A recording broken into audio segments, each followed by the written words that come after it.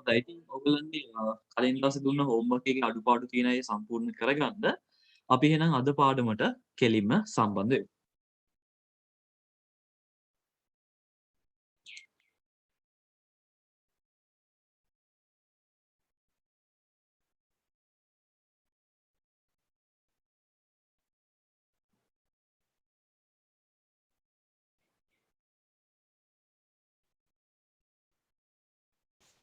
හරි.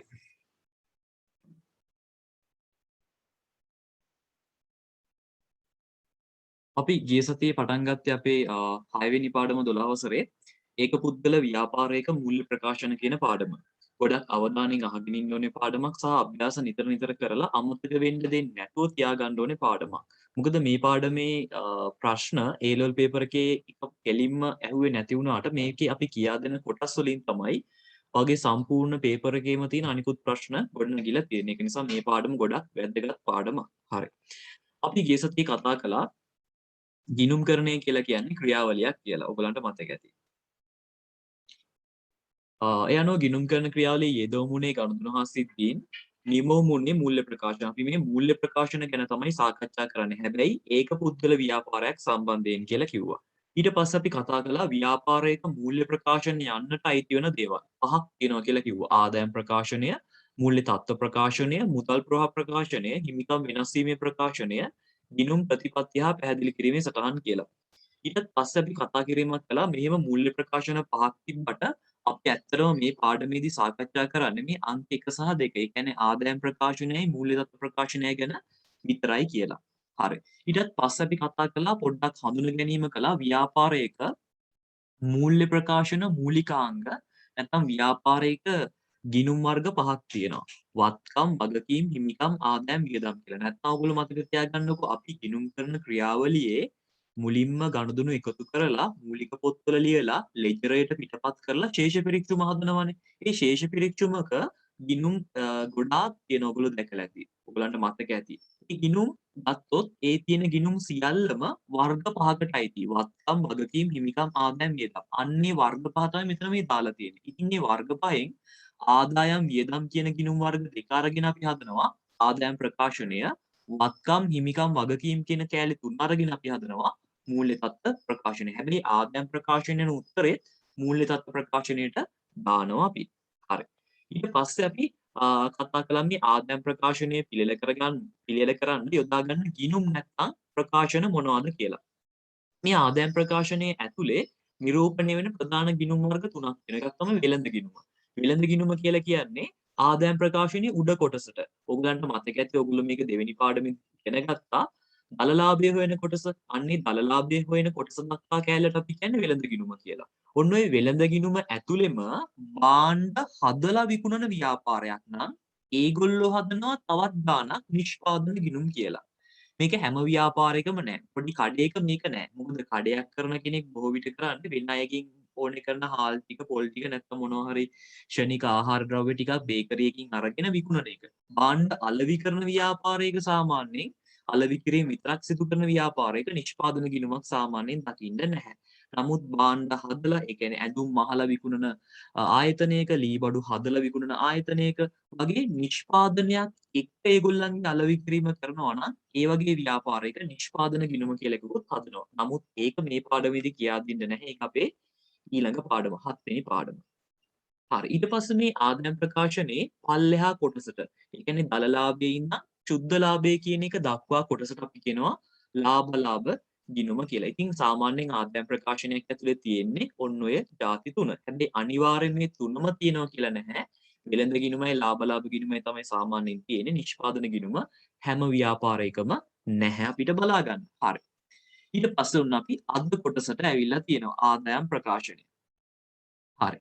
ආදායම් ප්‍රකාශනය. දැන් අපි මම ඔයාලට කිව්වා කලින් දවසේ අපි මූල්‍ය ප්‍රකාශන වල කතා කරන්නේ ආදායම් ප්‍රකාශනය, මූල්‍ය තත්ත්ව ප්‍රකාශනය ගැන කියලා. ඉතින් මම ඔයාලට මුකුත් දන්නේ නැති තැන ඉඳලා තමයි මේ කියා දීම කරන්නේ. ඒක නිසා හොඳට අහගෙන ඉන්න. හරි. අපි බලමු එහෙනම් මේ ගැන තවදුරටත්.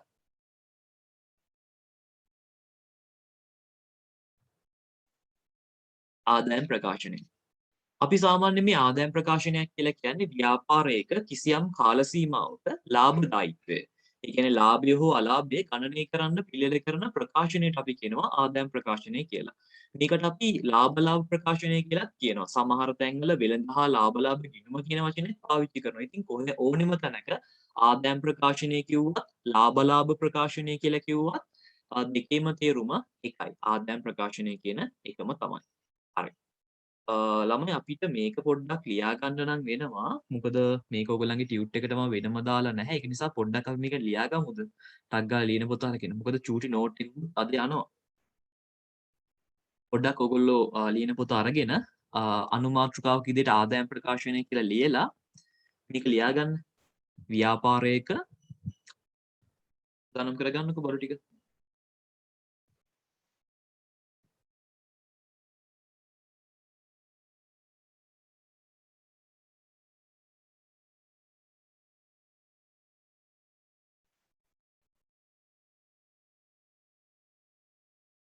හරි ආදායම් ප්‍රකාශනය කියලා මාතෘකාව ලියාගෙන අපි යටතේ ලියාගමු ව්‍යාපාරයක කිසියම් කාල සීමාවක ව්‍යාපාරයක කිසියම් කාල සීමාවක ලාභදායීත්වය ගණනය කිරීම සඳහා ආදායම් ප්‍රකාශනය පිළියෙල කරයි. ලාභදායීත්වය ගණනය කිරීම සඳහා ආදායම් ප්‍රකාශනය පිළියෙල කරයි.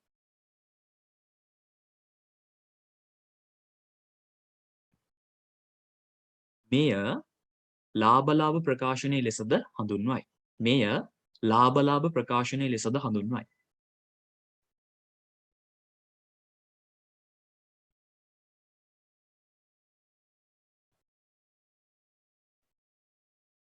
හරි නේද? අපි එහෙනම් ඊළඟට මොකද්ද තියෙන්නේ කියලා බලන්න. ඕන තාපාරක් කියන්නම් ව්‍යාපාරයක කිසියම් කාල සීමාවක ලාභදායීත්වය ගණනය කිරීම සඳහා ආදායම් ප්‍රකාශනය පිළියෙල කරයි. මෙය ලාභ ප්‍රකාශනය ලෙසද හඳුන්වයි. අනිවාර්යයෙන් ඔයගොල්ලෝ පාඩම් කරගන්නකොට මේ පාඩමේ ඉඳලා පොඩ්ඩක් පොතේ ලියවෙනවා සහ ටියුට් එකේ බොහෝ දුරට තියෙන ප්‍රශ්න තමයි තියෙන්නේ.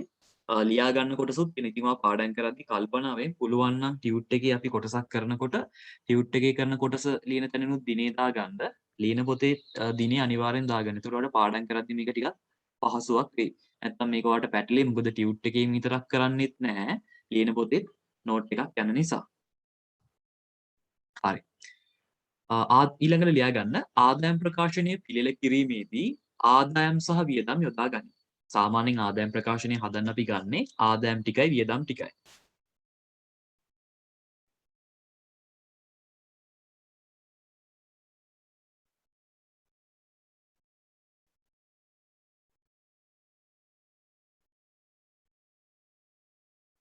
ආදායම් ප්‍රකාශනය පිළියෙල කිරීමේදී ආදායම් සහ වියදම් යොදා ගනී. ඊට පස්සේ මම මේ අදින chart එක පොඩ්ඩක් ඇඳගන්න ව්‍යාපාරයක ආදායම් ගත්තොත් ආදායම ප්‍රධාන කොටස් දෙකකට අපිට බෙදන්න පුළුවන්. ව්‍යාපාරයක ආදායම ප්‍රධාන කොටස් දෙකකට බෙදන්න පුළුවන්. මම මේක ඔයාලට කලිනුත් කියා දීලා තියෙන්නේ. ප්‍රධානම ආදායම සහ වෙනත් ආදායම. ඕනෙම ව්‍යාපාරයක භාණ්ඩ අලෙවි කරන ඕනෙම ව්‍යාපාරයක ප්‍රධානම ආදායම වෙන්නේ මොකද්ද දන්නවද? විකුණුම් කියන එක. ඕනෙම භාණ්ඩ අලෙවි කරන ව්‍යාපාරයක ප්‍රධානම ආදායම් මාර්ගය වෙන්නේ භාණ්ඩ විකුණන එක. විකුණුම් කියන එක. වෙනත් ආදායම් නම් තියෙන්න පුළුවන් එක එක දේවල්. ඔය කුලී ආදායමක්. ඒ කියන්නේ ව්‍යාපාරයෙන් කොටසක් වෙන අයට බාහිර පාර්ශ්වයන්ට කුලියට දීලා අපි මුදලක් එකතු කරගන්නවා. කුලී ආදායම්. ඊට පස්සේ අපි ගාව වැඩිපුර තියෙන සල්ලි ටික අපි බැංකුවල නැත්නම් වෙන ආයෝජන මාර්ගවල යොදලා අපි ඒකට පොලී ආදායමක් ලබා ගන්නවා. ඒ කියන්නේ අපි ව්‍යාපාරය කරගෙන යන්නේ එක එක තැන්වල සල්ලි දාන්නවත් නැත්නම් බැංකුවේ සල්ලි දාන්න කියලා හිතාගෙන නෙමෙයි. නැත්නම් වෙන අයට කුලියට දෙන්න කියලා හිතාගෙන නෙමෙයි. අපි තට්ටු දෙකක කඩයක් හැදුවා. අපි පල්ලෙහා තට්ටුව කඩේ කරගෙන යනවා අපේ ව්‍යාපාරයේ. උඩ තට්ටුව අපිට වැඩක් නැහැ. ඒක නිසා අපි වැඩක් නැති නිසා අපි රෙන්ට් එකට දෙනවා. ඉතින් අපි අර ව්‍යාපාරයේම ආදායමක් විදිහට අපි ඒක සලකනවා. ඒ අනුව වෙනත් ආදායම් ව්‍යාපාරයක කිහිපයක් තියෙන්න පුළුවන්. කුලී ආදායම්, පොලී ආදායම්, කොමිස් ආදායම් ඒ වගේ දේවල්. ඉතින් මං වෙනත් ආදායම් මොනවද කියලා ලියන්න යන්නේ නැහැ. සාමාන්‍ය අපි ගණන් වලදී ඒක කතා කරමු. ප්‍රධානම ආදායම වෙන්නේ නම් විකුණුම් කියන එක. ඊට පස්සේ ව්‍යාපාරයක තියෙන වියදමත් ඒ විදිහටම අපිට ප්‍රධාන කොටස් දෙකකට බෙදන්න පුළුවන්. එකක් තමයි ප්‍රධානම වියදම, අනිත් එක වෙනත් වියදම්. ව්‍යාපාරයක ප්‍රධානම වියදම වෙන්නේ විකුණුම් පිරිවැය කියන එක. විකුණුම් පිරිවැය කියන එක. ප්‍රධානම වියදම වෙන්නේ විකුණුම් පිරිවැය කියන එක. ඒ කියන්නේ වික්ක භාණ්ඩවල වටිනාකම. ඔයගලන්ට මතක ඇති අපි පසුගිය සතියේ මේක කොහොමද ගණනය කරන්නේ කියලා කතා කළා. ආරම්භක තොගයට ගැනුම් ටික එකතු කරනවා. ඒ කියන්නේ අලුතෙන් ගත්ත බාන ටික එකතු කරනවා. ඊට පස්සේ ගේන්න ගාණක් ගියා නම්, පටවන්න ගාණක් ගියා නම් අපි එකතු කරනවා. ඊට පස්සේ ආපසු යැවුවනම් අඩු කරනවා. අන්න එහෙම කරලා ව්‍යාපාරයේ තියෙන අවසාන තොගයත් අඩු කළාම තමයි අපිට විකුණුම් පිරිවැය කියන එක එන්නේ. විකුණු භාණ්ඩවල වටිනාකම. සරලම තේරුම මේක. විකුණු භාණ්ඩවල වටිනාකම. ඔයාට මතක ඇති අර සමීකරණය ගණන්. ඔයගොල්ලෝ ඕනෙම කෙනෙකුට අපේ 2023 පන්තියට සම්බන්ධ වෙන්න පුළුවන්. මම ඒකේ link එකත් ඔයගොල්ලන්ගේ එකට දානවා. ඉතින් ඒකේ යන්නේ අපි තාම සමීකරණයේ අන්තිම හරිය. ඉතින් ඕගොල්ලන්ට ඒකට සහභාගී වෙන්න පුළුවන්. ඔය කැමති ඕනෙම කෙනෙකුට. එතකොට නිකන් රිවිෂන් එකක් විදිහට ඔයාගේ දැනුම අලුත් වෙයි. හරි. එතකොට විකුණුම් පිරිවැය අපි ඒ පාඩමේදී නම් අපිට කෙලින්ම ආවා. මතකද? අර රුපියල් 30000ක භාණ්ඩ 40000කට විකුණනවා. රුපියල් 20000ක භාණ්ඩ රුපියල් 10000ක ලාභයක් තියාගෙන විකුණනවා. අන්න ඒ විදිහට නෙදුන්නේ. ඒ සමීකරණයේ ගණන් වලදී බොහෝ විට විකුණුම් පිරිවැය හොයාගන්න ලේසි. නමුත් මේ අපි සාමාන්‍ය ව්‍යාපාරයකට දාලා ගනුදෙනු කරන ව්‍යාපාරයකට දාලා ගාණක් හදනකොට අපිට විකුණුම් පිරිවැය කියන එක එකපාරටම හොයාගන්න අමාරුයි. මොකද කඩේක මුදලාලි කෙනෙකුට භාණ්ඩ විකුණනකොට 10000ක භාණ්ඩ තමයි මම 15000කට විකුණන්නේ. මම රුපියල් 5000ක භාණ්ඩ තමයි 10000කට විකුණන්නේ. ඔහොම ලියා ගන්න බෑ යාට. ඉතින් එයා මොකද කරන්නේ? භාණ්ඩ ගන්න වෙලාවේ දැනුම් විදියට ලියා ගන්නවා. භාණ්ඩ විකුණන වෙලාවේදී විකුණුම් විදියට ලියා ගන්නවා. ඉතින් පස්සේ තමයි එයා ඒ ආරම්භයේ තිබ්බ බඩු වලට ගත්ත ගැනුම් ටික එකතු කරලා තව ගේන්න ගිය ගණන් ටික පටවන්න ගිය ගණන් ටික එකතු කරලා අවසාන තොගය අඩු කරලා විකුණුම් පිරිවැය කියන උත්තරේ හොයාගන්න. ඉතින් මේක තමයි ප්‍රායෝගිකව සිද්ධ වෙන්නේ. අරක අපි ගණන් වලදී ලේසියට කතා කරපු එකක් විතරයි. ඊට පස්සේ වෙනත් වියදම්. වෙනත් වියදම් කියන එක ළමයි ඇත්තටම කොටස් හතරක් තියෙනවා. මේකට අපි අනිකුත් වියදම් කියලා කියනවා. එකක් තමයි බෙදා හැරීමේ වියදම්. බෙදා හැරීමේ වියදම්. ඔගොල්ලොත් මේක ලියා ගන්න ඕනේ. ඉතින් ඔගොල්ලෝ අහන් ඉන්න ගමන් ලියා ගන්න පුළුවන් නම් මේක ලියා ගන්න. නැත්නම් විනාඩි දෙකක් විතර දෙන්නම් ලියා ගන්න. මේ ව්‍යාපාරයක තියෙන වෙනත් වියදම්. මම එකක් උදාහරණයක් කියන්නම්. ඔය විදුලි ගාස්තු, රක්ෂණ ගාස්තු, කඩකාමර කුලී, ඊට පස්සේ වරිපනම් ගාස්තු, ඊට පස්සේ බැංකු ණය පොලි, ඊට පස්සේ ප්‍රචාරණ ගාස්තු, විකුණුම් සේවකයන්ගේ වැටුප්, ගොඩනැගිලි අලුත් වැඩියාව, බොල් ණය, පරිත්‍යාග, දුන්වට්ටම් මේ වගේ නොයෙකුත් ආකාරයේ වියදම් තියෙනවා. වියදම් කියන එක සාමාන්‍ය ව්‍යාපාරයක ගොඩාක් තියෙනවා. සාමාන්‍ය 20ක් 30ක් 40ක් 50ක් වුණත් තියෙන්න පුළුවන්. හැබැයි අපිට දෙන ගණන් වල 40ක් 50ක් නැහැ. සාමාන්‍යයෙන් 10ක් 12ක් වගේ 12ක් 13ක් 15ක් විතර තියෙනවා. ඉතින් මේ ව්‍යාපාරික තියෙන වියදම් ගත්තොත් අපිට ප්‍රධාන කොටස් හතරකට වර්ග කරන්න පුළුවන්. එකක් තමයි බෙදා හැරීමේ වියදම්. පළවෙනි එක බෙදා හැරීමේ වියදම්. බෙදා හැරීමේ වියදම් කියලා කියන්නේ ව්‍යාපාරයක භාණ්ඩ විකිණීම හා බෙදා හැරීම වෙනුවෙන් දැරීමට සිදුවන වියදම්. ව්‍යාපාරයක භාණ්ඩ හා සේවා විකිණීම හා බෙදා හැරීම වෙනුවෙන් දැරීමට සිදුවන වියදම්. ප්‍රචාරණය දැන් ප්‍රචාරණය කරන්නේ ඇයි අපි ව්‍යාපාරයක භාණ්ඩ ටික විකුණ ගන්න. ඊට පස්සේ ඇයි අපි දුන්වට්ටම් දෙන්නේ? දුන්වට්ටම් දෙන්නේ. දුන්වට්ටම් දෙන්නේ ඉක්මනින් ණයගැතියන්ගේ සල්ලි එකතු කරගන්න. ඒ ණයගැතියන්ගේ සල්ලි එකතු කරගන්න. ණයගැතියන්ගේ සල්ලි එකතු කරගන්න ණයට වික්ක නිසා. එතකොට ණයට වික්කේයි විකුණුම් වැඩි කරගන්න. එහෙනම් දුන්වට්ටම් කියලා කියන්නේ බෙදා හැරීමේ වියදම. පොඩ්ඩක් ඒක එකපාරටම ඔයාලට දුන්වට්ටම් ඒ කියන්නේ වියදමේ නම කිව්වහම මේක මොකක්ද කියලා හිතා ගන්න බැරි නම් පොඩ්ඩක් කල්පනා කරලා බලන්න. දුන්වට්ටම් කියන්නේ මොකක්ද? දුන්වට්ටම් කියන්නේ ණයගැතියන්ගෙන් සල්ලි හම්බෙනකොට අඩු කරනාගේ. ඒතකොට ඒකේ ඉන්න ඕනේ මොන වියදමක් විදිහටද? සාමාන්‍යයෙන් අපි ණයට භාණ්ඩ විකුණන්නේ අපේ විකුණුම් ටික වැඩි කරගන්න. ඉතින් විකුණුම් ටික වැඩි කරගන්න යොදන වියදම් වලට අපි කියන්නේ බෙදා හැරීම් වියදම් කියලා. විකිණීමේ හා බෙදා හැරීම් වියදම් අපි එහෙමත් කියනවා. දෙවෙනි වියදම් වර්ගය තමයි ඔයාලට ඉස්සරහදී මේකෙදි ගොඩාක් වියදම් දැනගන්න පුළුවන්. අපි දැනට බලමු මේක. ඊට පස්සේ ඊළඟ වියදම් වර්ගය පරිපාලන වියදම්.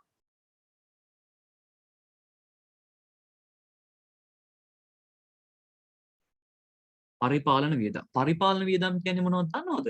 ව්‍යාපාර ආයතනය සහ ආයතනයේ කටයුතු පවත්වාගෙන යාම වෙනුවෙන් දැරීමට සිදුවන වියදම්.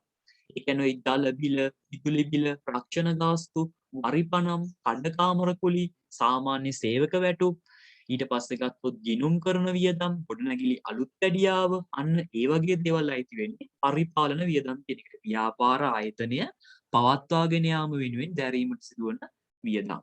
තුන්වෙනි වියදම් වර්ගය තමයි අපි කතා කරන වෙනත් වියදම්. එතකොට බලන්න මේ වියදම් කියන එකම අපි කෑලි හතරකට කඩද්දී වෙනත් කියලා එකකුත් එනවා. වෙනත් වියදම්. හතරවෙනි එක තමයි මූල්‍ය වියදම්. ළමයි අපි මූල්‍ය වියදම් කියන්නේ මොනවටද දන්නවද?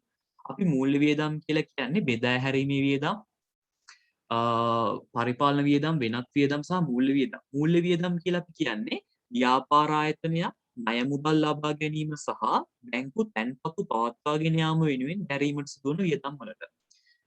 ණය ලබා ගැනීම නිසා සහ බැංකු තැන්පතු පවත්වාගෙන යාම නිසා දැරීමට සිදුවන වියදම් වලට අපි කියනවා මූල්‍ය වියදම් කියලා. ඒ කියන්නේ ණය පොලි. ණයක් ගත්තොත් පොලියක් ගෙවන්න වෙනවනේ. අන්න ඒ වගේ ණය පොලි. ඊට පස්සේ කල්බදු පොලි. ඊට පස්සේ ගත්තොත් එහෙම බැංකු ගාස්තු, ඒ වගේ දේවල්. ඊට පස්සේ වෙනත් වියදම් කියන්නේද බෙදා හැරීමේ වියදම්වත්, පරිපාලන වියදම්වත්, මූල්‍ය වියදම් කියන જાතියටත් වර්ග කරන්න බැරි ඔක්කොම වියදම් ටික දාන්නේ වෙනත් වියදම් වලට. මේවා නම් ගොඩක් නැහැ ව්‍යාපාරයක. උපරිම දෙකක් වගේ ඉන්න පුළුවන් ගානක. බෙදා හැරීමේ වියදම් තමයි පරිත්‍යාග. ඒ කියන්නේ අපි ව්‍යාපාරය කරගෙන යනකොට ඔන්න කන්සලකට නැත්නම් පන්සලකට පල්ලියකට මොනවා හරි ආධාරයක් ඉල්ලගෙන එනවා. ඉතින් අපි අපේ ව්‍යාපාරයේ තියෙන මොනවා හරි සීනි පැකට් එකක්, පාල් ගෝනියක් වගේ නිකන් දීලා දානවා. ඒ වගේ අපි පරිත්‍යාග කළොත් ඒක වෙනත් වියදමක්. ඊට පස්සේ ව්‍යාපාරයේ ඔන්න මොකක් හරි දැන් අපි හිතමු මේ දවස්වල වැස්ස නැත්තම් ගොඩක් තද හුලඟක් ඇවිල්ලා ව්‍යාපාරයෙන් කොටසක් ව්‍යාපාරයේ උඩට ගහක් කඩන් වැටිලා ව්‍යාපාරේ භාණ්ඩ ටිකට හානි වෙනවා. එතකොට භාණ්ඩ විනාශ වීම ඒකත් වෙනත් වියදමක්. භාණ්ඩ තොගයක් විනාශ වීම, paludu වීම, සොරකම් කිරීම, නැතිවීම, අන්න ඒ වගේ දේවල් අපි වෙනත් වියදම් විදිහට සලකනවා. තව ගම් වතුර හානි, ඒ වගේ දේවල් එන්නත් පුළුවන් දැන්. අපේ ව්‍යාපාරේ නගර මැදේ තියෙන එකක් නෑ සමහරට ගම්පහ ටවුන් එකේ මැද්දේ තියෙනවා කියන්නේ ගම් වතුරක් ඇවිල්ලා මොකක් හරි හානි වෙන්න පුළුවන්. එතකොට ගම් වතුර හානි, සුනාමි ආපදා, මුදල් වංචා, ඒ වගේ දේවල් එන්නේ වෙනත් වියදම් කියන එකට. හරි අපි මේ ටිකත් අග්ගලා ලියාගමුද? ආදායම් බෙදෙන කොටස් දෙකයි වියදම් බෙදෙන කොටස් දෙකයි. විනාඩියක් විතර දෙන්න. දැන් ඔයගොල්ලෝ ලියා ගන්නත් ඇතිනේ මං කියා දෙනකොට. ඉක්මනට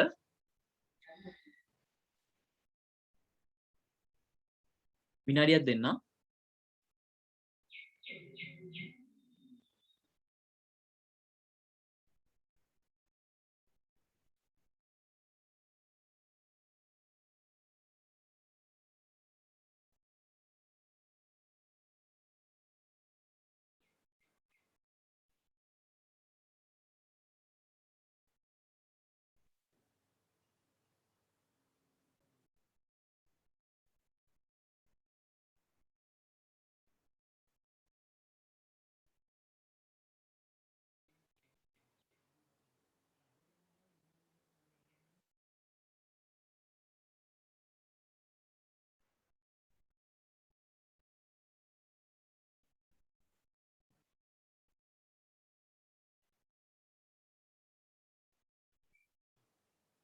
හරි නේද? අපි නම් බලමු ඊළඟ ටික.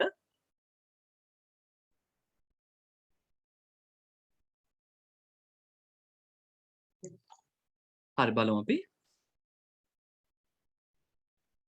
ටිකක් තියෙනවා ලියා ගන්න. ඊට පස්සේ අපි කෙලින්ම ටියුට් එකට යනවා. හරි. ඒ අනුව ආදායම් ප්‍රකාශනයක් පිළියෙල කිරීම පියවර දෙකකින් සිදු කරයි. මේකත් ලියා ගන්න. ඒ අනුව ආදායම් ප්‍රකාශනය පිළියෙල කිරීම පියවර දෙකකින් සිදු කරනවා. ඒ අනුව ආදායම් ප්‍රකාශනය පිළියෙල කිරීම පියවර දෙකකින් සිදු කරයි.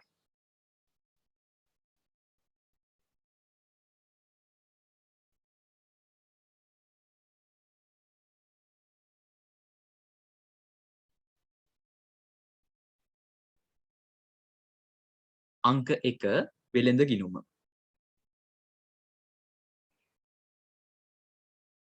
අංක 2 ලාභ ගිණුම. මේ ආදායම් ප්‍රකාශනයේ උඩ කෑල්ලට තමයි වෙළඳ ගිණුම කියලා කියන්නේ. යට කෑල්ලට තමයි ලාභ ගිණුම කියලා කියන්නේ. ඇත්තටම මේක මෙහෙම කෑලි දෙකකින් කියා දෙන්න උවමනාවක් නැහැ මට. නමුත් මෙහෙම කියා දෙන්න කියලාත් නැහැ ඔයගොල්ලන්ගේ විෂය නිර්දේශයේ. නමුත් ඔයගොල්ලෝ දැනගන්න ඕනේ අපි මොකද සමහර තැන්වලදී අපි වෙළඳ ගිණුම කියන වචනේ පාවිච්චි කරනවා. පාවිච්චි කරාම දැන් ඔයගොල්ලෝ වෙළඳ ගිණුම කියන්නේ මොකද්ද දන්නේ නැත්නම් ප්‍රශ්නයක්නේ. ආදායම් ප්‍රකාශනයේ මුල කෑල්ල.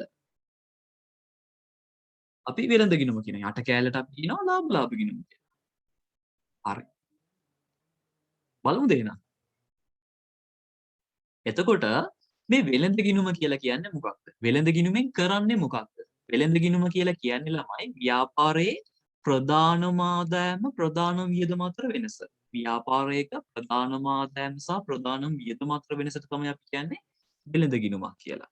ඒ කියන්නේ අපි මෙහෙම මේක හොයන්න පුළුවන්. දැන් ඔයාලට මේ chart එකේ පේනවා ඇති ආදායම ප්‍රධාන කොටස් දෙකකට බෙදලා තියෙනවා. ප්‍රධානම ආදායම වෙනත් ආදායම්. ඊට පස්සේ ප්‍රධානම වියදම වෙනත් වියදම් කියලා. මෙන්න මේකේ තියෙන මෙන්න මේ ප්‍රධානම ආදායමයි ප්‍රධානම වියදමයි අරගෙන අපි හොයන්නේ දල ලාභේ නැත්නම් වෙළඳ ගිණුම කියන එක.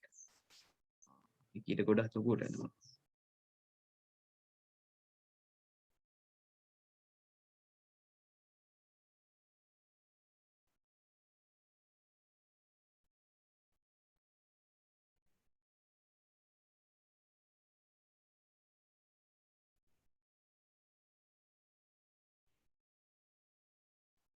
මෙන්න මේ විකුණුම් ටිකයි විකුණුම් පිරිවැය ටිකයි අරගෙන අපි හොයන්නේ වෙළඳ ගිණුම නැත්නම් දල ලාභය හෝ ලාභය. වෙළඳ ගිණුම. මේක ලියා ගන්න ඕනේ නැහැ. ඊට පස්සේ අපි ව්‍යාපාරයක හොයාගන්න මෙන්න මේ පිළියෙල කරන වෙළඳ ගිණුමින් ගණනය කරන්නේ දල ලාභය හෝ අලාභය කියන උත්තරේ. දල ලාභය හෝ අලාභය කියන උත්තරේ. අලාභය වුණත් වෙන්න පුළුවන්. ඒ කියන්නේ ළමයි ව්‍යාපාරයක ප්‍රධානම ආදායමයි ප්‍රධාන වියදම අතර වෙනසට අපි කියන්නේ දල ලාභය හෝ අලාභය කියලා. ඒක හොයන්නේ වෙළඳ ගිණුම. හරිද? මම මේ වීඩියෝ එක අයින් කරන්න මොකද ඒකත් එක්ක ටිකක් ස්ලෝ වෙනවා වගේ මැෂින්.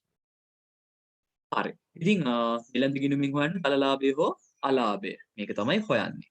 ඉතින් එහෙම හොයාගන්න දල ලාභය හෝ අලාභයට ව්‍යාපාරයේ තියෙන මෙන්න මේ වෙනත් ආදායම් ටික එකතු කරලා මෙන්න මේ අනිකුත් වියදම් ටික ඔක්කොම ගැලපුවාම එන උත්තරේට මොකක්ද දන්නවද කියන්නේ?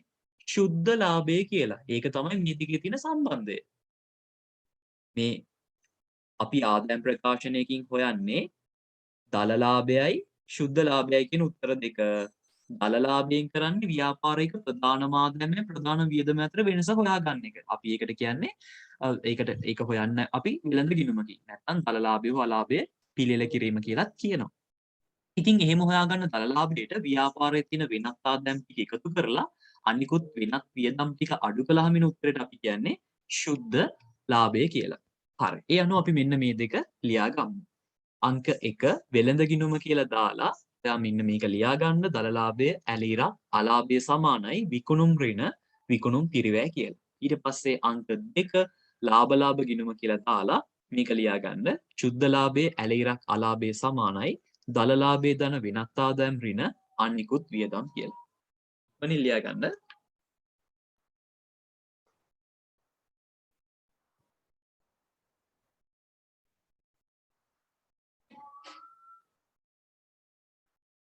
ඔයගලන්ට ගැටලු මොනවා හරි තියෙනවා නම් අහන්න පුළුවන්.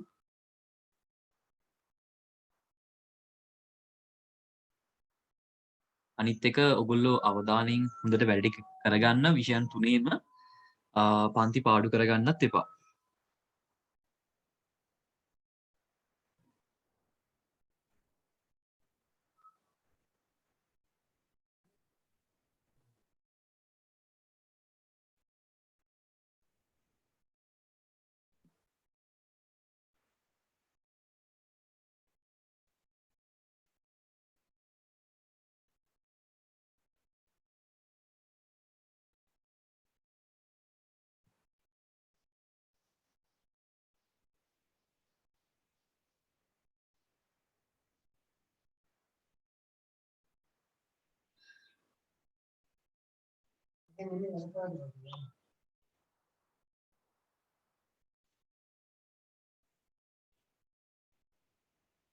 හරි නේද? වෙළඳ ගිණුම කියලා ලියාගත්තා. එයාට තේ ලියාගෙන දලලාභ වෙළඳ ගිණුමින් අපි කරන්නේ දලලාභය වලාභය හොයන එක. ඉතින් ඒකේ සම්පූර්ණ පැහැදිලි කිරීමක් අවශ්‍ය වෙන්නේ නැහැ. ඒව ඔයගොල්ලන්ගේ මුල් ටියුට් වලත් තියෙනවා දෙවෙනි ටියුට් එකේ වගේ. මෙතනදී ඔයාට අර අවබෝධය සහ මතක් කිරීම අවශ්‍ය නිසා විතරයි මම මේක මෙහෙම කියා දුන්නේ. හරි. ලාභ ගිණුමෙන් හොයන්නේ ශුද්ධ ලාභය හෝ අලාභය කියන එක. ඒකට දර ලාභයට වෙනත් ආදායම් එකතු කරලා අනිකුත් වියදම් අඩු කළා නම් හරි.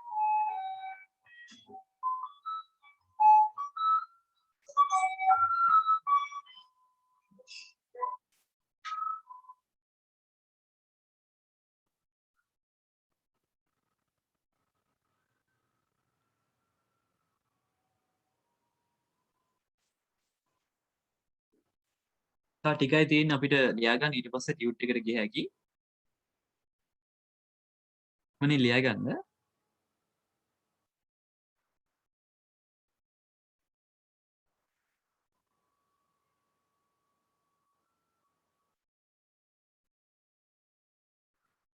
හරි. අපි යන් ඊළඟට මොනවද කියන්නේ කියලා බලන්න. ලියා ගන්න බැරුව ගියොත් කියන්න පොඩ්ඩක්. එතකොට මම ආයෙ පාරක් දාන්නම්.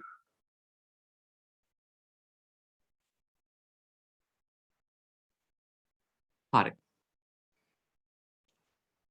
අනිකුත් වියදම් ප්‍රධාන කොටස් 4කි. මේ ටික විතරයි තියෙන්නේ ලියා ගන්න. අනිත් ඔක්කොම ටියුට් එකේ තියෙනවා. අනිකුත් වියදම් ප්‍රධාන කොටස් 4කි. පළවෙනි එක බෙදා හැරීමේ වියදම්. පළවෙනි එක බෙදා හැරීමේ වියදම්. භාණ්ඩ හා සේවා විකිණීම සහ බෙදා හැරීම වෙනුවෙන් දැරීමට සිදුවන වියදම්. මුලින්ම අහගෙන ඉන්න ඊට පස්සේ ලියන්න දෙන්නම් විනාඩි 2ක් විතර. මුලින්ම අහගෙන ඉන්න බෙදා හැරීමේ වියදම් කියලා කියන්නේ භාණ්ඩ හා සේවා විකිණීම හා බෙදා හැරීම වෙනුවෙන් දැරීමට සිදුවන වියදම්. මොනවද මේවා? උදාහරණ මොනවද? පුළුවන් ද ඔයගලන්ට කියන්න? උදාහරණ දෙක තුනක් බෙදා හැරීම වියදම් වලට. අපි බෙදා හැරීම වියදම් විදිහට ගන්නේ බොල් ණය. බොල් ණය කියන්නේ මොනවද? බොල් ණය කියලා කියන්නේ අපි ව්‍යාපාරයක භාණ්ඩ ඉක්මනින් විකුණ ගන්න ඕන නිසා ණයට විකුණනවා. ණයට වික්ක නිසා අපිට යම් යම් ණය ගැතියන්ගෙන් ණය මුදල් නොලැබී යන්න පුළුවන්. එතකොට බොල් ණය තත්ත්වය ඇති වෙනවා. මේ බොල් ණය කියන්නේ භාණ්ඩ විකිණීම නිසා නැත්නම් භාණ්ඩ බෙදා හැරීම නිසා ඇතිවෙච්ච වියදමක් විදිහට අපි ගන්නවා. ඒ අනුව අපි නිදසුන් විදිහට මම මෙතන ලියන්න. ඔයගොල්ලෝ දැම්ම ලියන්න එපා. මුලින් අහගෙන ඉන්න. මම පහ ගානේ ලියන්න. ඔව්. මම පහක් වගේ වෙන්න ලියන්නම් මෙතන බොල් ණය. ගොඩාක් තියෙනවා මේවට. ඔන්න බොල් ණය. ඊට පස්සේ අපි භාණ්ඩ විකුණ ගන්න ඕන නිසා තව දරන වියදමක් තමයි ප්‍රචාරණය කියලා කියන්නේ. ප්‍රචාරණය කියන්නේ බෙදා හැරීමේ වියදම. ඊට පස්සේ තව ගත්තොත් එහෙම අපි භාණ්ඩ බෙදා හැරීමේ වියදමක් විදිහට සලකනවා. ඔය ව්‍යාපාරයක ඔයගොල්ලන් ගන්නවා සාමාන්‍යයෙන් ඔයගොල්ලෝ ඔය කඩේකට ගියාම ඇතුමක් ගන්න නැත්නම් මොනවා හරි භාණ්ඩයක් බලන්න ගියාට පස්සේ ඔයා ගාවටම ඇවිල්ලා එක සේවකයෙක් අහනවා නේද මොනවද බැලුවේ සර් මොනවද මිස් බැලුවේ කියලා. අන්න ඒ සේවකයන්ට ගෙවන වැටුප. එතකොට ඒගොල්ලන්ට කවුද අපි කියන්නේ? ඒගොල්ලන්ට අපි කියන්නේ වෙළඳ සේවකයන් කියලා. වෙළඳ සේවකයන්. කඩේක භාණ්ඩ අලෙවි කරන සේවකයන්. ඒ හැර කඩේ කළමනාකරු වාගාවට ඇවිල්ලා අහන්නේ නැත්නම් කඩේ යනකොට ආව චෙක් කරපු සිකියුරිටි වාගාවට ඇවිල්ලා අහන්නේ නැහැ මොනවද මිස් මොනවද සර් බැලුවේ කියලා එයා හොයලා දෙන්නේ නැහනේ. එයා ඉන්නේ වෙන රාජකාරියකට. ඔයාට භාණ්ඩ විකුණන්න ඉන්න වෙනම සේවකයෝ කට්ටිය. ඒගොල්ලන්ට ගෙවන වැටුපට අපි කියන්නේ වෙළඳ සේවක වැටුප් කියලා. අන්න ඒක බෙදා හැරීමේ වියදමක්. වෙළඳ සේවක වැටුප්.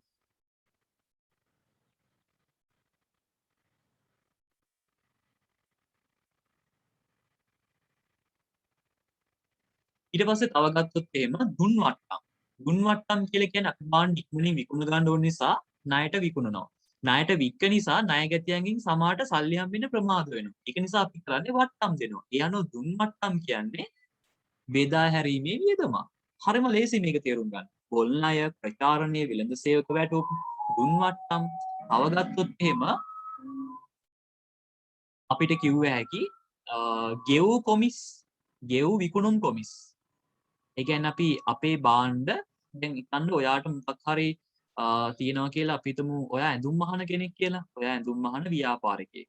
ඔයා ඔයාගේ ඇඳුම් ටිකක් මහලා මොකක් හරි ෂොප් එකකට අරන් යනවා ඔයාගේ ඇඳුම් ටික විකුණලා දෙන්න කියලා එයාට කියන්න. නැත්නම් මගෙන් ඇඳුම් ගන්නවද කියලා ඔයා අහන්න ඔයාගේ සාම්පල් ටිකකුත් අරගෙන තව ව්‍යාපාරයකට ගියාට පස්සේ එයා කියනවා මෙහෙමයි මේ ඕගොල්ලන්ගේ ඇඳුම් නම් ගන්න බෑ කියලා කියනවා. ඒ කියන්නේ සල්ලි දීලා ගන්න බෑ කියලා ඒගොල්ලෝ කියනවා. ඒක මාර වැඩේ. දැන් ඔයාට ඇඳුම් ටික දෙන්නත් ඕනේ. ඒගොල්ලෝ ගන්න කැමතිත් නෑ සල්ලි දීලා. ඒකට ඔයාට කියන්න පුළුවන් හරි මෙහෙම කරමු එහෙනම් මම ඇඳුම් ටික ඔයාට දෙන්නම්.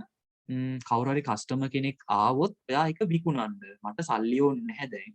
මම තව මාසෙකින් විතර එන්නම්. එහෙම විකිණලා තිබ්බොත් මම ඔයාලට එකකින් ගාණක් දෙන්නම් කියලා. එතකොට එයා ඔයාගේ ඇඳුම් ටික ගත්තේ නැහැ. ඔයාගේ ඇඳුම් කෑලි 10ක් නැත්නම් බණ්ඩල් එකක් මොකක් හරි කෑලි 12ක් හරි දීලා යනවා.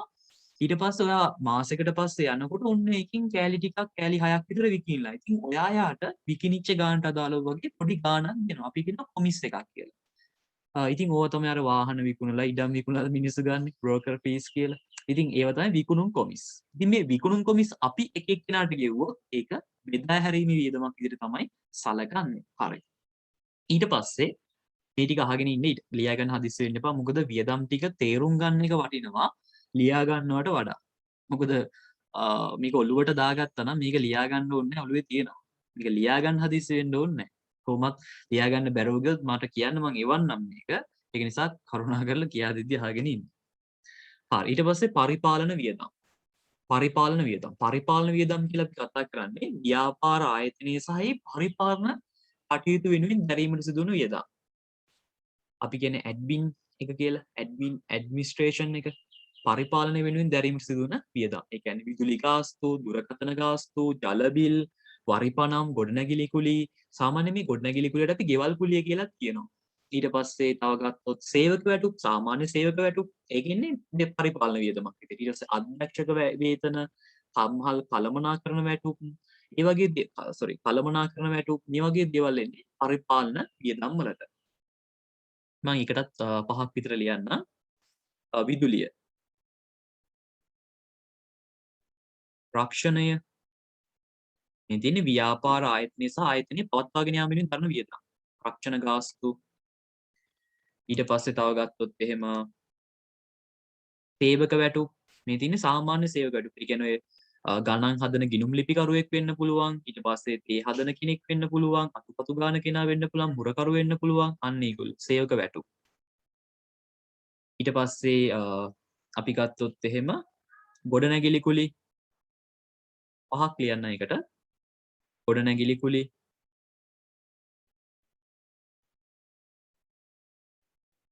තව එකක් ගත්තොත් එහෙම වරිපණ.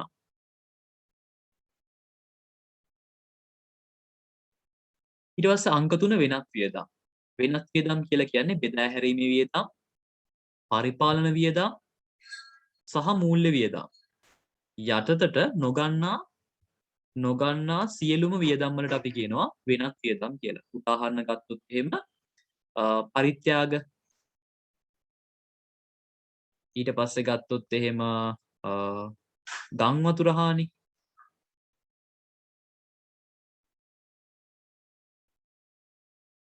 තොග හානි. ඒ කියන්නේ තොගයක් විනාශ වෙලා වගේ. තව ගත්තොත් මුදල් වංචා. ඒ වගේ දේවලුත් තියෙනවා වෙන්න පුළුවන්.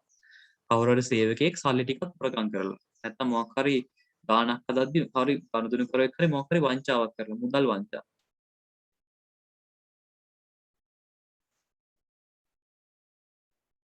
හරි 1 2 3 4. තව එකක් ලියමු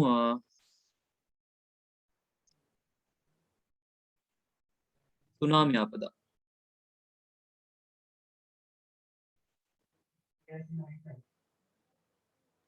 අංක 4 මූල්‍ය වියදම්. මූල්‍ය වියදම් කියලා කියන්නේ ණය මුදල් ලබා ගැනීම නිසා සහ තැන්පතු පවත්වාගෙන යාම වෙනුවෙන් දැරීමට සිදුවන වියදම්. ඒ කියන්නේ අපි ණයක් ගත්තොත් එහෙම පොලියක් ගෙවන්න වෙනවා. ඒ කියන්නේ මේ මූල්‍යමය පැත්ත අපි මෙතනදී සැලකිල්ලට ගන්න. ණයක් ගත්තොත් අමතරව ගෙවන්න වෙන ගාණ. පොලිය. ඒ කියන්නේ ණය පොලි.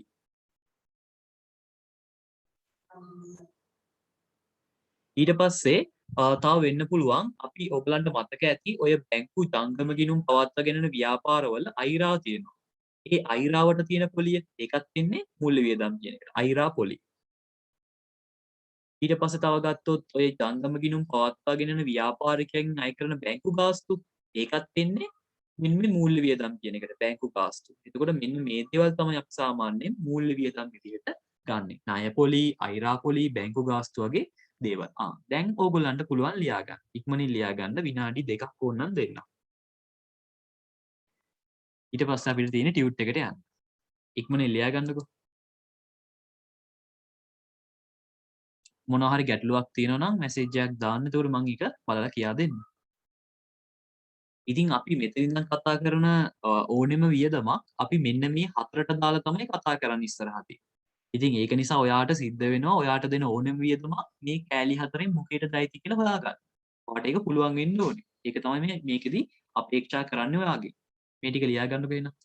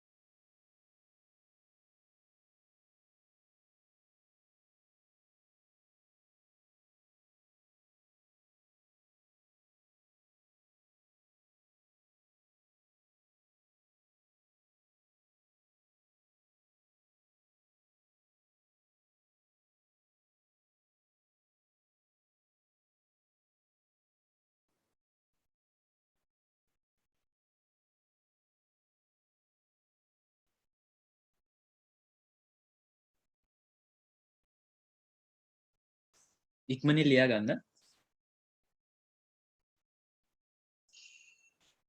ලියාගෙන ඉවරුණාම මට පොඩ්ඩක් මැසේජ් එකක් දානවද? නැත්නම් මට හොයාගන්න අමාරුයි ලියාගෙන ඉවරද නැද්ද කියලා.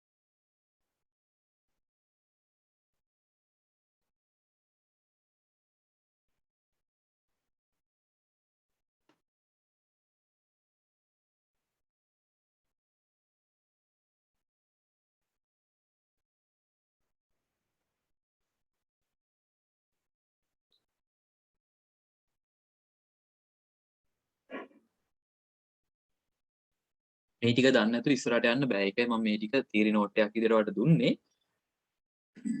මේ ටික අනිවාර්යෙන් කොමර්ස් විෂය අලුතෙන්ම ඉගෙන ගන්න අය ඉන්නවා නම් ඒගොල්ලන්ට අනිවාර්යෙන් මේ ටික හොඳට බලා ගන්න වෙනවා. මොකද කොමර්ස් කරපු අයට මේ ටික පොඩ්ඩක් පුළුවන්. ඒගොල්ලෝ දන්නවා වියදම් වර්ග හතරක් තියෙනවා. ඒවා මෙහෙම තියෙනවා වර්ග කරනවා කියලා සහ ඒගොල්ලෝ දැනටමත් ඉගෙනගෙන තියෙනවා ගණන් හදලා තියෙන නිසා ඒගොල්ලෝ පොඩ්ඩක් හරි දන්නවා මේ ගැන. ඉතින් අර දන්නේ නැති කට්ටිය පොඩ්ඩක් බලන්න ඒ ගැන. හරි නේද? එහෙනම් මම ඔන්න ස්ක්‍රීන් එක මාරු කරනවා. මට හරි කියලා එවලා තියෙනවා මෙසේජ්. කියා ගන්න බැරුව ගියා නම් කියන්න. හරි එතකොට. හරි අපි යන් ටියුට් එකට.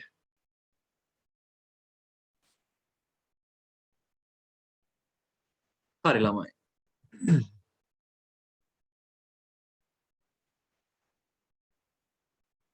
හරි එතකොට අපි ප්‍රශ්න අංක 8 වෙනකල් කරා 8 වෙනි එකත් අපි කළා. ඊට පස්සේ ඔයාගේ ටියුට් එකට එන්න. ටියුට් එකේ තියෙනවා බලන්න ආදායම් ප්‍රකාශනය සහ ආදායම් ප්‍රකාශනයේ වෙළඳ හා ලාභ ගිණුම කියලා. මේක හරහට තියෙන්නේ මට පොඩ්ඩක් මෙතන කියා දෙන්න අමාරුයි. ඒ නිසා මම මේක පොඩ්ඩක් පැහැදිලි කරන්න පුළුවන් තැනකට අරගෙන යන්න.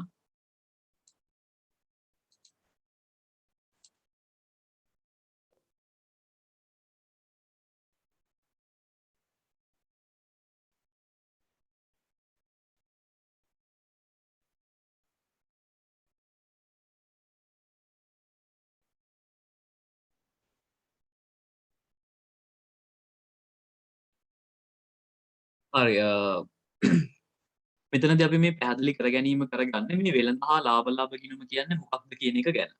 හරි. අපි බලමු වෙළඳ හා ලාභ ගිණුම කියන්නේ මොකක්ද කියලා.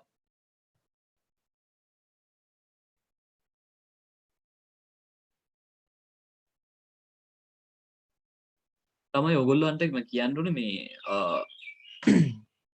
ඔයගොල්ලන්ගේ Zoom එක නිතර නිතර මුලට වගේ යනවා නම් අනිවාර්යයෙන්ම ඔයගොල්ලන්ගේ මේ අලුත් අප්ඩේට් එකක් ඇවිල්ලා තියෙනවා. ඒ අප්ඩේට් එක දාගන්න. මොකද ඊයේ තමයි මාත් ඒක දැක්කේ අප්ඩේට් එකක් ඇවිල්ලා තියෙනවා කියලා. ඉතින් ඒක දාලා නැති අය අනිවාර්යෙන් දාලා තියාගන්න. නැත්නම් ඔයගොල්ලන් නිතර නිතර ලොග් වෙන්න සිද්ධ වෙයි.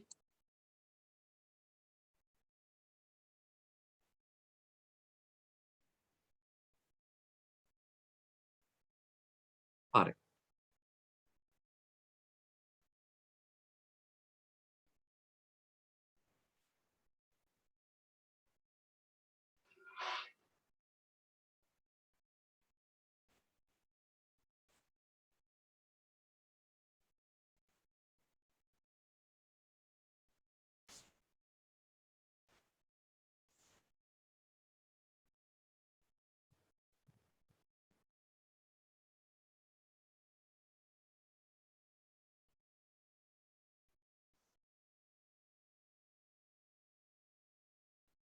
හරි. මේ මට්ටමින් තමයි තියන්න වෙන්නේ. මීට වඩා zoom කරන්න අමාරුයි.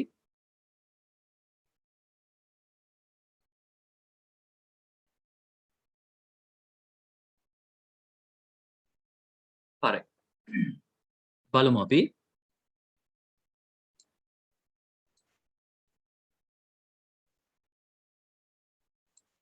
බලන්න ආදායම් ප්‍රකාශනය. අපි මේකට වෙළඳ හා ලාභ ගිණුම කියලාත් කියනවා. ලාභ ප්‍රකාශනය කියලාත් කියනවා.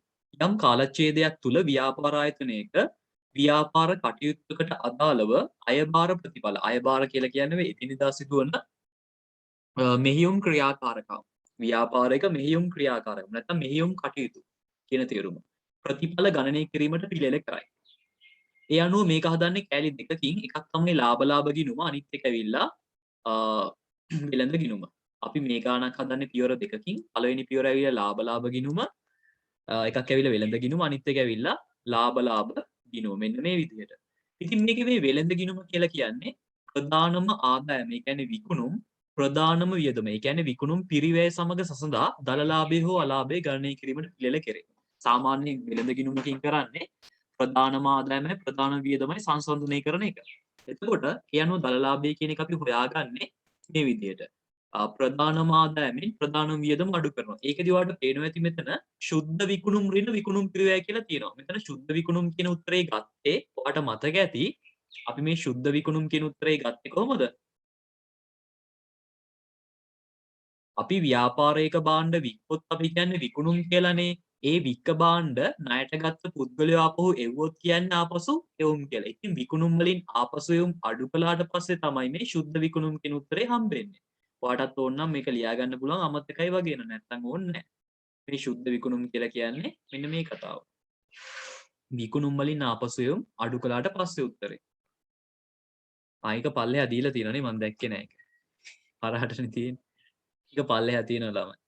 ඊට පස්සේ විකුණුම් පිරිවැය. විකුණුම් පිරිවැය හොයන්නේ කොහොමද කියලා දාලා තියෙනවා. ආරම්භක තොගයට දැනුම් එකතු කරනවා. ඊට පස්සේ ගෙනීමේ කුලී, තියුරු ගාස්තු, ඍජු ඇටුප් මේ වගේ මෙතන ඍජු ඇටුප් වගේම ඕනනම් පැටවීමේ කුලී මේ ඍජු ඇටුප් කියලා කියන්නේ කෙලින්ම අපි බඩු ගේනකොට බාන ටික ගේනකොට තරන වියදම් ටික. ඒ කියන්නේ පටවන කෙනාට ගාණක් දෙනවා. බාන කෙනාට ගාණක් දෙනවා. ඊට පස්සේ ගුදමක දාලා ගේනවට ඒ කියන්නේ තැලෙනවා පොඩි වෙන්නේ නැතුව පරිස්සමට බාන්න ගේන්න අපි ගුදම් ගත කරන අර මොකද කියන්නේ අර බබල් රැප් වලින් වගේ ඔතලා ගේන්නේ බාන්න පරිස්සමට අන්න ඒ වගේ ගේනවට අර කන්ටේනර් 15 වල දානවා. එහෙම ගේනවට අපි කියන ගුදම් ගාස්තු කියලා. ඉතින් අන්න ඒ වගේ ගුදම් ගාස්තු. ඒ වගේ දේවල් එකතු කරනවා.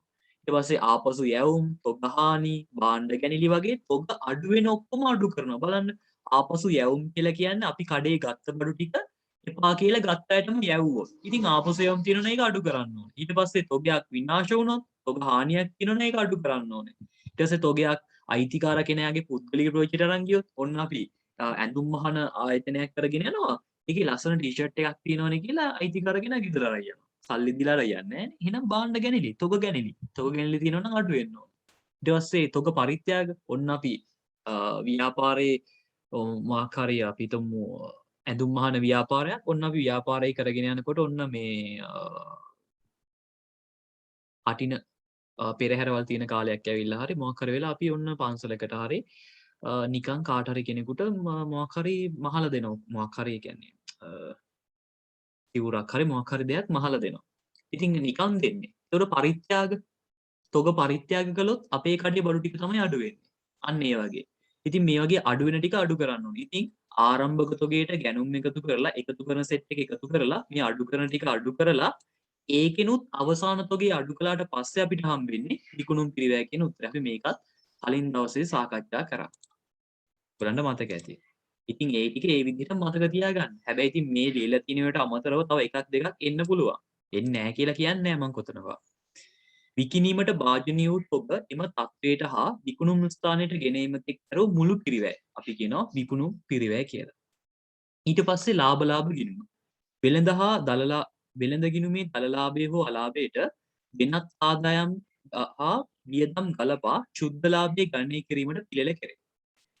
ඒ අනුව ශුද්ධ ලාභය කියන එක හොයන්නේ දළලාභයට වෙනත් ආදායම් හා වෙන ලාභ මොනවා හරි තියෙනවනම් එකතු කරලා වෙනත් වියදම් ටික අඩු කරලා මේ විදිහට තමයි අපි ශුද්ධ ලාභය කියන එක හොයන්නේ. මේක අලාභයක් වෙන්නත් පුළුවන්. ඒකත් මතක තියාගන්න. හරි.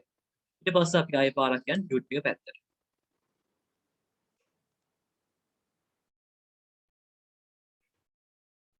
හරි. ඔයාලට ඔන්න දීලා තියෙනවා ආදායම් ප්‍රකාශනයක ආකෘතිය. සමහර විට මෙන්න මේ වචනේ ඔයගොල්ලන්ගේ වැදිලා නැතුව ඇති. ආදායම් ප්‍රකාශනයක ආකෘතිය කියලා වැදිලා නැති කට්ටිය පොඩ්ඩක් එක ලියා ගන්න. ආදායම් ප්‍රකාශනයක ආකෘතිය.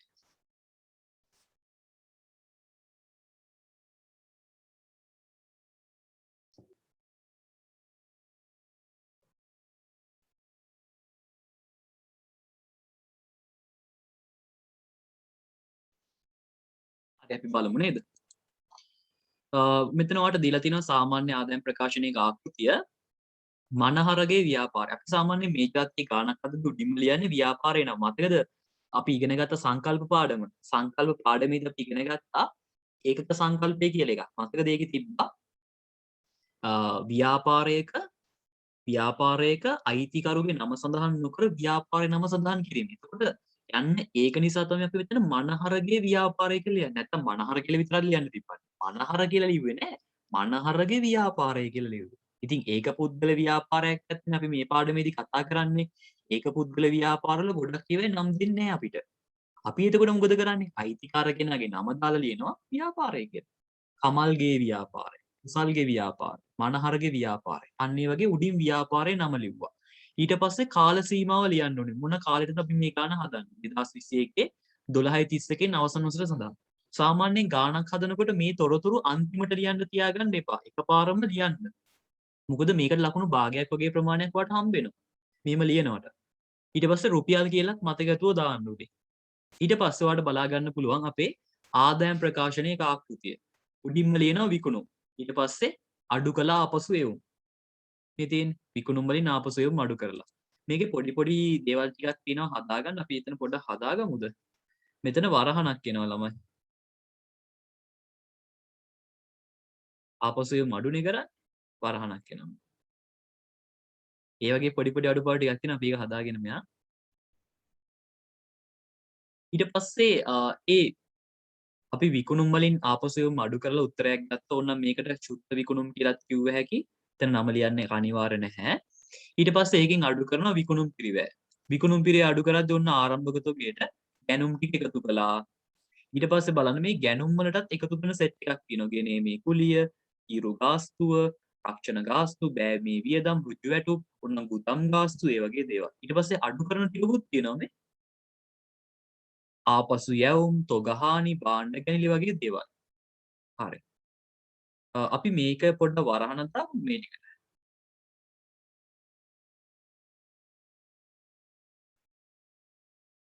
වරහනක් දාන්න. ඒ ටික අඩු කරනවා කියන්නේ. සාමාන්‍ය අපි මේ පළවෙනි තීරුවේ නෙමෙයි ලියන්නේ දෙවෙනි තීරුවේ. නමුත් අමාරුනේ මේකේ කොයි තීරුවේ ලිව්වත් ඒක ලොකුවට බලන්නේ A level මට්ටමේ. සාමාන්‍ය මේ ගානක් තීරු 3කින් ගහන්නේ. මේකේ පළවෙනි තීරුවේ ලිව්වත් දෙවෙනි තීරුවේ ලිව්වත් එච්චර ලොකු ප්‍රශ්නයක් නැහැ. අපිට ලකුණු දෙනවා. හැබැයි වරහන දාන්න ඕනේ. ඍණ ලකුණු දාන්න නෙමෙයි අපි දාන්නේ වරහන. ඒක හොඳට මතක තියාගන්න. හරි. ඊට පස්සේ අපිට එනවා ඔන්න ඔයාලට බලා ගන්න පුළුවන් ආරම්භක තොගය අපි කෙලින්ම ලිව්වා මේ තියෙන ආරම්භක තොගය. ඒකට ගැනුම් ටික ලිව්වා. ඒකටම මේ එකතු කරන සෙට් එක එකතු කරලා මේ සෙට් එක අඩු කළා. ඊට පස්සේ මෙහෙම උත්තරයක් එනවා මේ. ඒ උත්තරේ එහා පැත්තට දෙවෙනි තීරුවට දාලා තියෙනවා. ඉතින් ඒ උඩ තියෙන ආරම්භක තොගයම මේ ගැනුම් වලට එකතු කළාම එන උත්තරයට අපි කියන්නේ විකිණියේ හැකි. නැත්නම් විකිණීමට තිබූ භාණ්ඩ වල පිරිවැය කියලා. නැත්නම් ගත් මිල කියලා. ඒකෙන් අඩු කරන අවසාන තොගය. එතෙන්ටත් වරහණක් එන්න ඕනේ. මේකේ වරහන් ටික තමයි වැදිලා නැත්තේ ඉතින්. වරහණක් එන්න ඕනේ. ඊට පස්සේ මෙන්න මේ විකිණීමට තිබූ භාණ්ඩ වල පිරිවැයෙන් අවසාන තොගය අඩු කළාට පස්සේ ඉන්නේ විකුණුම් පිරිවැය. මෙතෙන්ටත් එනවා වරහණ. මොකද අපි විකුණුම් පිරිවැය අඩු කරන නිසා මේ අඩු කළා විකුණුම් පිරිවැය තියෙන නිසා මෙතෙන්ටත් වරහණ එනවා. එතන වරහන් වල තමයි ප්‍රශ්නේ තියෙන්නේ. ඒ ටික වැදිලා නැහැ. හැබැයි ඕගොල්ලන්ට මේ දීලා තියෙන ආකෘතිය වගේ ලොකු ගණන් නම් එන්නේ නැහැ. ඊට වඩා පොඩි ගණන් ඕගොල්ලන්ට හදන්න තියෙන්නේ. මේක අර එන ඔක්කොම වගේ දාලා තිනවාට බලා ගන්න. දැන් මෙච්චර ගොඩක් එන්නේ. හරි ඊට පස්සේ උඩ තියෙන මෙන්න මේ ශුද්ධ විකුණුම් වලින් අවසාන තොගය අඩු කරලා ගත්ත විකුණුම් පිරිය උත්තරේ අඩු කළාම එනවා බල ලාභය කියලා. මේක අලාභයක් වෙන්නත් පුළුවන්. ඊට පස්සේ ඒකට එකතු කරන වෙනත් ආදායම් ටික. බලන්නකෝ අපි අර කලින් කතා කරපු ටිකමයි මේ යන්නේ. වෙනත් ආදායම් ටික එකතු කරන ලද ගෙවල් කුලිය, ලද වට්ටම, ලද පොලි, ආයෝජන ආදායම්, ස්ථාරවත්කම් ඉවත් කිරීමේ ලාභ, විවිධ ආදායම් මේ වගේ එක එක જાති ආදායම් ටික එකතු කරලා තියෙනවා. ඊට පස්සේ අපි අඩු කරන වෙනත් වියදම් ටික. මාර වැඩේ. මේක වෙනත් වියදම් නෑනේ. එතකොට සාමාන්‍යයෙන් මේ වගේ ආදායම් ප්‍රකාශනයක වෙනත් වියදම් කියලා ලියන්නේ නැහැ. හැබැයි ඔයාලට මතක ඇති ඔගොල්ලෝ අර සමීකරණයේ පාඩමේදී ඉගෙන ගත්තේ එහෙම. සමීකරණ පාඩමේදී කොහොමද ඉගෙන ගත්තේ? ව්‍යාපාරයේ වෙනත් ලාභයට වෙනත් ආදායම් එකතු කරලා අඩු කළා වියදම් කියලා. නේද? එතකොට අන්න ඒ සමීකරණය වගේ පාඩමකදී අපි ඉගෙන ගත්ත ආදායම් ප්‍රකාශනය ගොඩක් සරලම අවස්ථාවක්. දැන් අපි ඉගෙන ගන්නේ හරිම ආදායම් ප්‍රකාශනයක්. එතකොට අපි වියදම් නිකම්ම වියදම් කියලා ලියන්නේ නැහැ. වියදම් වර්ග 4ක් තියෙනවා කියලා දැන් ඔයාලට ටිකට කලින් මම කියා දුන්නා. අන්න ඒ වියදම් වර්ග 4 මේ විදිහට වර්ග කරලා තමයි ලියන්නේ. ඒ අනුව අඩු කළා බෙදා හැරීමේ වියදම් කියලා ලියලා බෙදා හැරීමේ වියදම් ඔක්කොම ටික අපි මෙහෙම ලියනවා. ඊට පස්සේ ඒක යටින් ඉරක් ඇඳලා දෙවෙනි තීරුවට ගන්නවා. බලමු බෙදා හැරීමේ වියදම් වලට මොනවද එන්නේ කියලා. ප්‍රචාරණය, විකුණුම් කොමිස්, දුන් වට්ටම්, බොල් ණය, ඇසුරුම් වියදම්, ගෙන යාමේ කුලී උඩ තිබ්බද? උඩ තිබ්බේ මේක නෙමෙයි. උඩ තිබ්බේ ගෙන ඒ මේ කුලීමේ. ඒක පැටලෙනවා නම් ඕන්න හයිලයිට් කරගන්න. උඩ තිබ්බේ ගෙන ඒම. මේ තියෙන්නේ ගෙන යාම. ගෙන ඒම කියලා කියන්නේ කඩේට ව්‍යාපාරයට වෙන තැන් වලින් භාණ්ඩ ගේද්දි යන කුලිය. ගෙන යාම කියලා කියන්නේ කඩේ තියෙන භාණ්ඩ වෙන එක්කෙනාගේ ගෙවල් වලට ගිහිල්ලා හරි දෙනවා නම් අන්න එහෙම ගෙන යන්න දරන වියදම. ගෙන යාම කියන්නේ බෙදා හැරීම වියදමක්. ගෙන ඒම කියන්නේ ගැනුම් වලට එකතු කරන එකක්. පටල ගන්න එපා මේවා. අඩමාන ණය, මෝටර රථ වියදම්, මෝටර රථ ෂය, හිරිවැටුම් බදු. හිරිවැටුම් බදු කියලා කියන්නේ මේ විකුණුම් මත බද්දක් කියන එක. මේක නම් එන්නේ නැහැ ඔයගොල්ලන්ට. ඊට පස්සේ පරිපාලන වියදම්. රක්ෂණ ගාස්තු, වේතන, සේවක අර්ථසාධක වියදම්, මේක EPF වියදම් කියලා අපි කියනවා. සේවක භාරකාර වියදම් අපි ETF වියදම් කියලා කියනවා. මේවා කියා දෙන්න ඔයගලන්ට.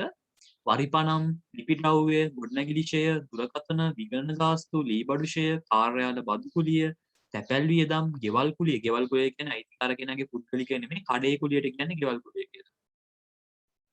අධ්‍යක්ෂ ගාස්තු, නීතිඥ ගාස්තු වගේ දේවල්. ගිණුම් කරන ගාස්තු. ඊට පස්සේ වෙනත් වියදම්. තොගහානි, කපාහල තොග, පරිත්‍යාග, දඩ මුදල්, ස්ථාරවත්කම් ඉවත් කිරීමේ අලාභ. ඒ කියන්නේ අපි පාඩු පිට ව්‍යාපාරේ තියෙන වත්කම් වික්කො. ඒ කියන්නේ උදාහරණයක් විදිහට ව්‍යාපාරයේ තියෙන ලොරියක් අපි තීරණය කරලා තියෙනවා පොඩ්ඩක් මේ ව්‍යාපාරයේ මේ වහලා දාන්න. නැත්නම් අපි ව්‍යාපාරයේ කොහොමද කියන්නේ? ලොරියක් නෙමෙයි අපි ගමුකෝ අපි තීරණය කරලා තියෙනවා ව්‍යාපාරය පොඩ්ඩක් වෙන තැනකට ගෙනියන්න. අපි ව්‍යාපාරය වෙන තැනකට ගෙනියන්න තීරණය කරලා ඔන්න අපේම ගොඩනැගිල්ල තියෙනවා පාරායිනේ සාමාන්‍ය මේන් රෝඩ් එක ආසන්නේ. අපි මොකද කරන්නේ? මේක විකුණනවා. විකුණද්දි දැන් අපි බලාපොරොත්තු වෙන්නේ ලක්ෂ අපි හිතමු 20කට මේක විකුණ ගන්න කියලා. නමුත් අපි ඉන්න ප්‍රදේශය හරිය නැති හින්දාද මන්දා මේක ලක්ෂ 20කට විකුණ ගන්න බෑ. ඒක අපෙන් ඉල්ලන්නේම ලක්ෂ 17කට 16කට ඒ වගේ ගානකට. ඉතින් අපිටත් හදිසි නිසා අපි පාඩු පිට හරි මේක දීලා එනවා. ඒ කියන්නේ ලක්ෂ 20ක ලක්ෂ 20ක් වටින ගොඩනැගිල්ල අපි පාඩු පිට ලක්ෂ 16කට හරි 17කට හරි දීලා ඒ සල්ලි ටික අරගෙන මේ පැත්තකින් යනවා. එතකොට බලන්න ස්ථාරවත්කම් ඉවත් කිරීමේ අලාභයක් තියෙනවා. අන්න එහෙම අලාභ තියෙනවා නම් දාන්න මෙතෙන්ට. ලාභයක් තිබ්බනම් දාන්නේ මෙතෙන්ට වෙයි. ස්ථාරවත්කම් ඉවත් කිරීමේ ලාභයක් නම් දාන්නේ වෙනත් ආදායමක් විදියට. අලාභයක් තිබ්බනම් දාන්නේ වෙනත් වියදමක් විදියට. ඊට පස්සේ මූල්‍ය වියදම්. ණය පොලියක් වෙන්න පුළුවන්, අයිරා පොලියක් වෙන්න පුළුවන්, බැංකු ගාස්තුවක් වෙන්න පුළුවන්. ඉතින් මෙහෙම අපි ඔක්කොම වියදම් ටික ලියලා පළවෙනි තීරුවේ ඒ වියදම් තීරුව වල එකතුන් ටික මෙහෙම දෙවෙනි තීරුවට අරගත්තට පස්සේ අපි ඊළඟට මොකක්ද දන්නවද කරන්නේ? මේ වියදම් ශීර්ෂ හතරෙම එකතුව තුන්වෙනි තීරුවට මාරු කරලා එතෙන්ටත් වරහණක් දානවා. වරහණක් දාලා මෙන්න මේ උඩ තියෙන උත්තරේ මෙන්න මෙතන ඇවිල්ලා තියෙන උත්තරෙන් වෙනත් මෙතෙන්ටත් එනවා.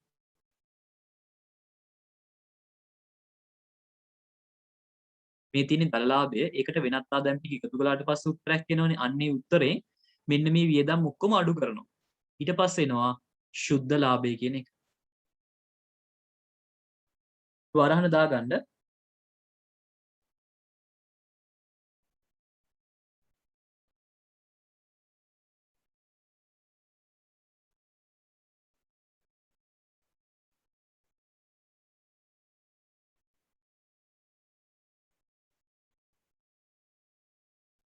හරි නේද? හරි. එහෙනම් අපි ඊළඟට බලමු මොකක්ද තියෙන්නේ කියලා. ඊළඟට ගණන් හදන්න තියෙන්නේ.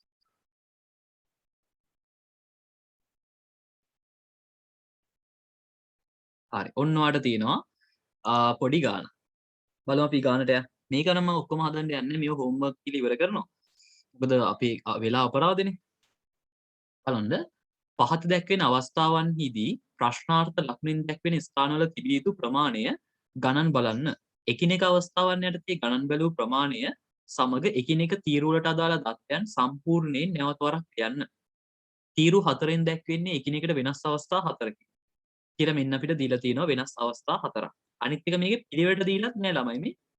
විකුණුම් ආරම්භක තොගේ ගැනුම් අවසාන තොගේ විකුණුම් පිරිවැය දළලාභය වෙනත් වියදම් ඊට පස්සේ ශුද්ධ ලාභය වෙනත් ආදායම්. මෙහෙම අපිළිවෙලට තියෙන්නේ. ඔක්කොම නෙමෙයි සමහර තැන්වලදී විතරක්.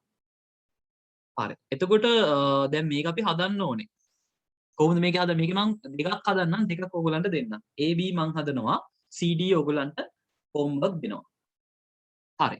එතකොට මේකෙදි බලන්න විකුණුම් තියෙනවා, ආරම්භක තොගේ තියෙනවා, ගැනුම් තියෙනවා, අවසාන තොගේ තියෙනවා. මේ වගේ ගණන් හදන්න කලින් පොඩ්ඩක් කියවන්න. නැත්තම් ඔයාලට හදාගන්න බැරි වෙයි.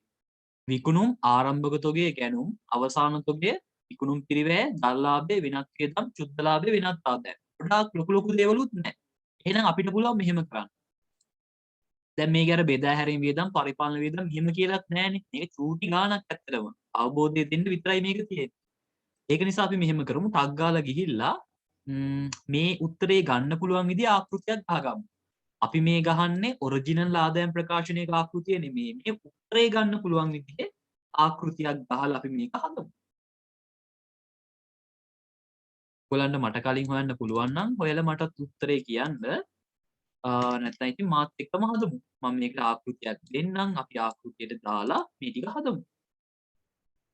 හරි මේකේ ව්‍යාපාරේ නම නැහැ මං ඒකේ ව්‍යාපාරය කියලා ලියන්නම්.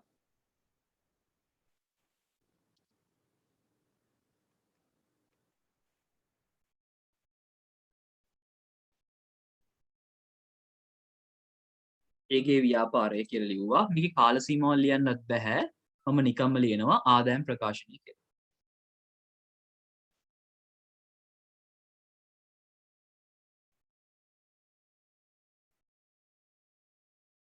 හරි මේ ගානට තීරු තුනක් අවශ්‍ය වෙන්නෙත් නැහැ. මේක ඇවිල්ලා පොඩි ගානක්නේ.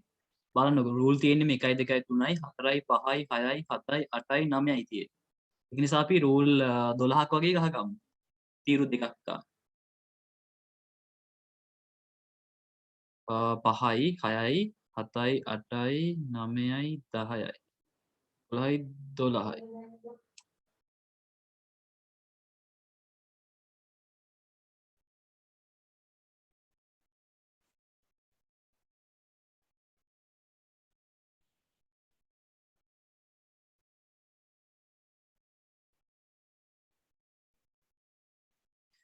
හරි.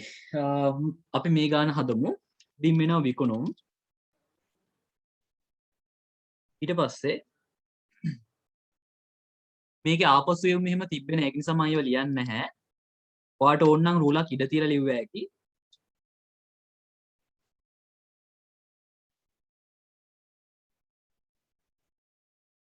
අඩු කළා විකුණුම් පිරිවැය.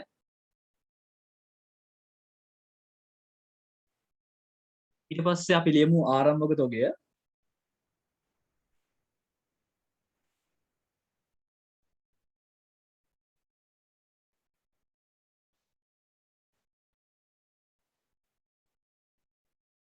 එකතු කළා ගැනුම්. ගානේ ගැනුම් තිබ්බා. තව මොනවා හරි එකතු කරන දේවල් තිබ්බද? නෑනේ. මම රූලක් ඉඩ තියලා මේ මං ගානේ තියෙන දත්ත පාවිච්චි කරලා ගාන හදන්නේ. විශේෂ මම මුකුත් කරන්නේ නැහැ. අර අපි හදපු කලින් දවසේ හදපු ගානම තමයි වැඩිපුර තියෙන්නේ ශුද්ධ ලාභය දක්වා ගිහිල්ලා තියෙන එක. ඉතින් මෙතනදී කරන්නේ තියෙන දත්ත ටික විතරයි ලියන්නේ.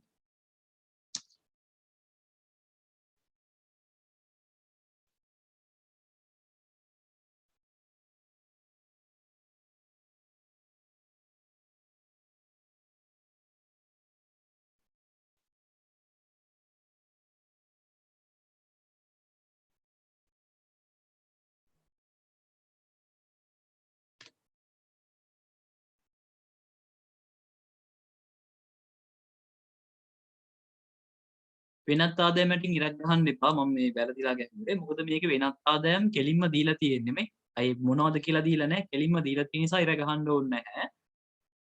රූලක් වගේ යවලා අඩු කළා වියදම් කියලා ලියන්න. වෙනත් වියදම්ද? ඔව් වෙනත් වියදම් කියලා ලියන්න.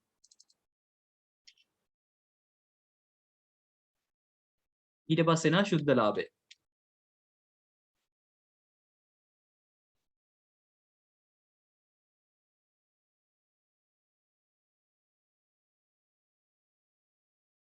මේ විදිහට ගහගන්න බලන්න ආකෘතියක්.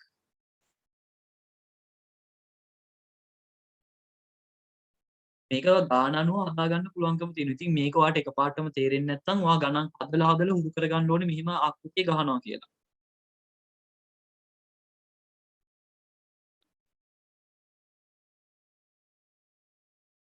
ධනරින අනිවාර්යෙන් දාන්න මම දැම්මා වගේ.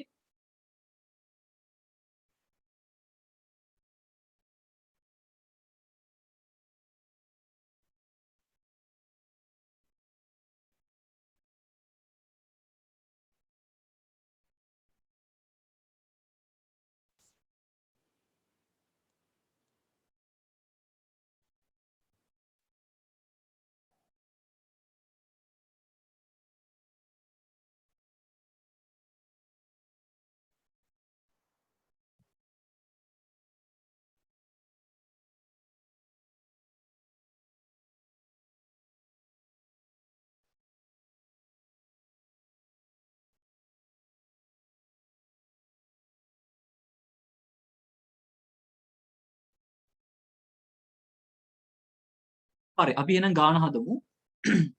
මම ගානට යනවා. මුලින්ම ගානේ මේ මං හදන විදිහටම හදන්න. විකුණුම් කියනවා 32500ක්. අපි විකුණුම් කියන තැන දාගමු 32500ක්. මේ විදිහට. ඊට පස්සේ ආරම්භක තොගේ 3250. ඔන්න මම ඒකත් දාගත්තා. ආරම්භක තොගේ 3250ක් කියලා. ඊට පස්සේ තියෙනවා ගැනුම් දීලා නැහැ. ගැනුම් දීලා නැහැ. අර කලින් වගේ මම මෙතන highlight කරගන්න.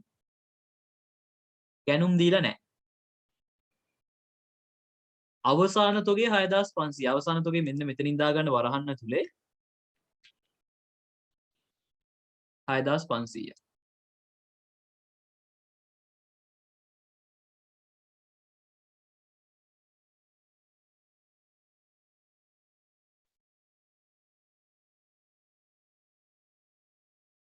හරිනේ?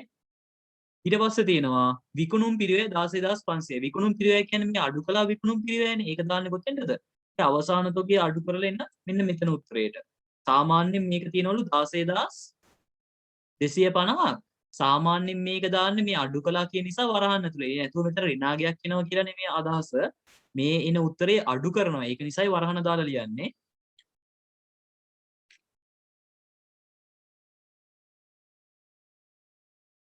මේ විදිහට මම ඔන්න විකුණුම් පිරිවැයක් දාගත්තා. ඊට පස්සේ බලන්න මොනවද තියෙන්නේ කියලා. දලලාභයේ දීලා නැහැ, වෙනත් වියදමුත් දීලා නැහැ. ඒ කියන්නේ මෙන්න මෙතන එන උත්තරේ දීලා නැහැ. වෙනත් වියදම් විදියට මෙන්න මෙතන එන උත්තරේ දීලා නැහැ. මේ දෙක දීලා නැහැ.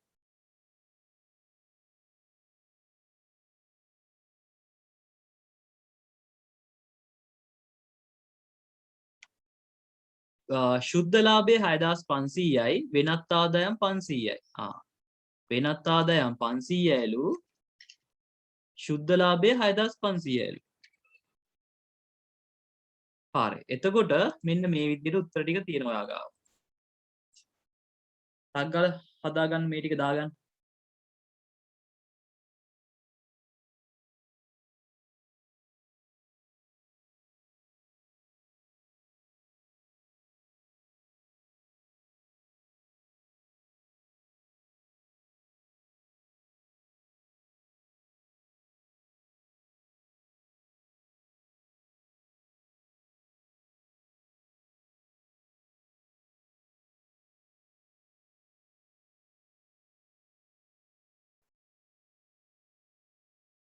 හරි. අපි එන හිස්තැන් ටික පුරවමුනේ. දැන් මම මේ යටින් ඉරියන්දලා තියෙන විදිහට ඉරියන්ද ගන්න. දැන් බලන්න විකුණුම් තියෙනවා. ආපසු යමු මුකුත් නැහැ. ඉතින් ඔයා බලන්න මේ විකුණුම් වලින් මෙන්න මේ අවසාන මේ විකුණුම් වලින් මෙන්න මෙතන තියෙන මේ 16250. ඒ කියන්නේ විකුණුම් පිරිවැය අඩු කළාට පස්සේ තමයි මෙන්න මෙතන උත්තරේ එන්න ඕනේ. ඔයාට ඒක කෙලින්ම හොයාගන්න පුළුවන්. කීයද එනවද?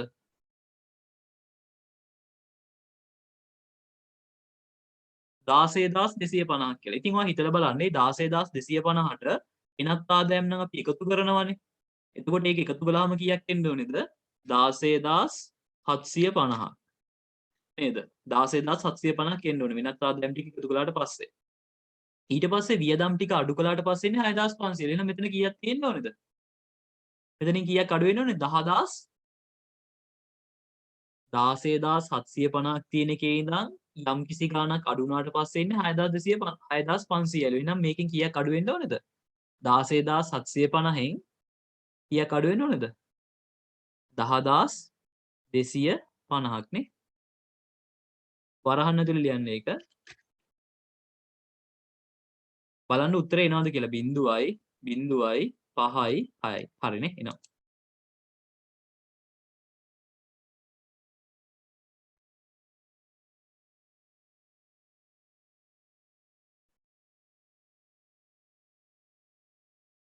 තව එකක් හොයන්න තියෙනවානේ. දැන් මේක හොයන්නේ කොහොමද? මෙතන මේ 16250 ඇවිල්ලා තියෙන්නේ 6500ක් අඩු වෙලා. මෙන්න මෙතන තිබ්බ උත්තරේ. මෙන්න මෙතන තිබ්බ උත්තරේ. ඔයාලට පුළුවන් මෙතනිනුත් යටින් ඉරක් අඳින්න මෙහෙම. මෙතනවත් යටින් ඉරක් අඳින්න පුළුවන් මෙහෙම. ඊට පස්සේ ඔයා කල්පනා කරලා බලන්න මෙන්න මෙතන යම් කිසි උත්තරයක් තිබ්බා. මම ගිය සතියේ ඔයගලන්ට මේ ගණන් කරද්දි මෙතන නමකුත් ලිව්වා. ඕන්නම් ඔයාට ඒ නමත් දැන් ලියාගත්ත හැකි.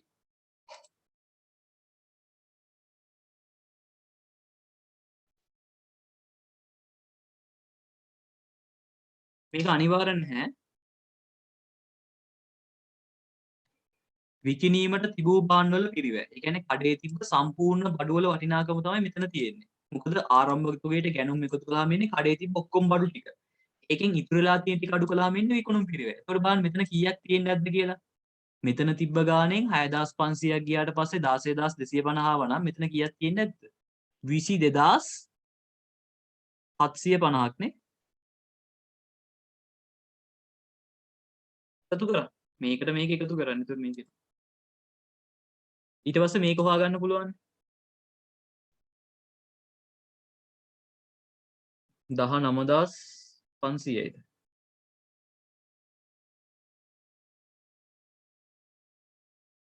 ඔව්නේ. හරි මෙන්න මේ විදිහට තමයි මේ ජාතික ගානක් හදන්නේ. මේක B එකත් මම හදන්නම්. CD කියන එක ඔයගොල්ලෝ ගෙදරදී හදන්න ඕනේ. අපිට කොහොමත් ලබන සතියේ ඉඳන් තමයි මේකේ අමාරු කියන කොටස් වලට යන්න පුළුවන්කම තියෙන්නේ. මේ අපි තාම ඉන්නේ නිකන් ඔය සාමාන්‍ය පෙළ මට්ටමේ වගේ හරිය තමයි තාම ඉන්නේ මේ පාඩමේ. A level මට්ටමට එන්නේ ලබන සතිය වගේ. එතනින් පස්සේ තියෙන දේවල් ටිකක් සංකීර්ණයි. පාඩම් මිස් කරගන්න එපා. අමාරු වෙයි ඊට පස්සේ. ගැළපිලි පටන් ගන්න ලබන සතියේ ඉඳලා. මේ පාඩේ අමාරු ටික. අපි යන්න B එකටත්. මේ ආකෘතියම ගහගමු අපි.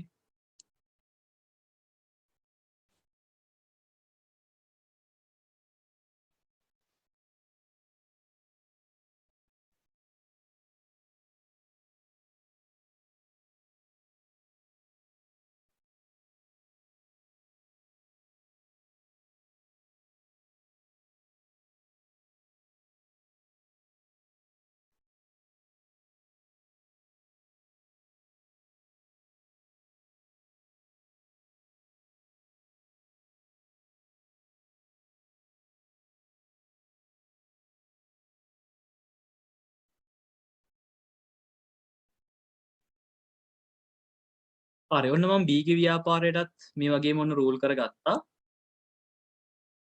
මේ විදිහට කලින් එකම තමයි ගහුවේ. ඔයත් ටක් ගාලා ගහගන්න බලන්න මේක.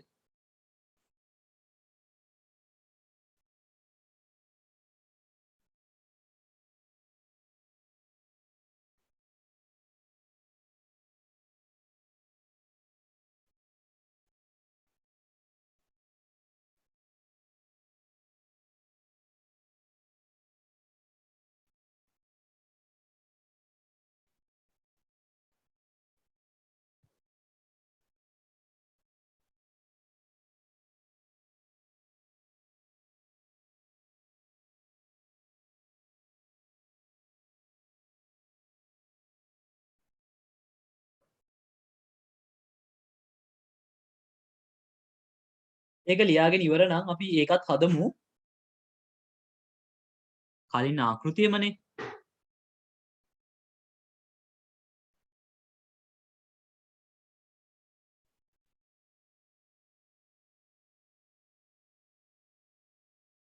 බලමුද අපි එන එක. බලමු ඒකත්.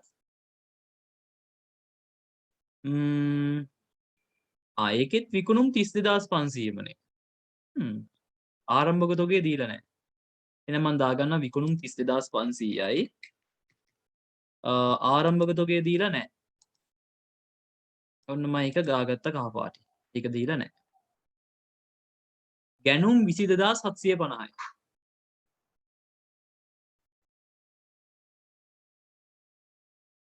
ඔන්න මම ඒකත් දාගත්තා.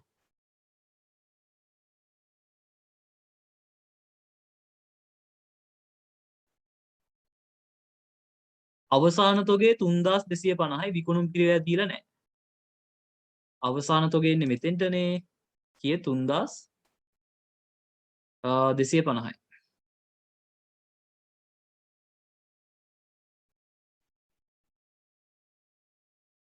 විකුණුම් පිරිවැය දීලා නැහැ.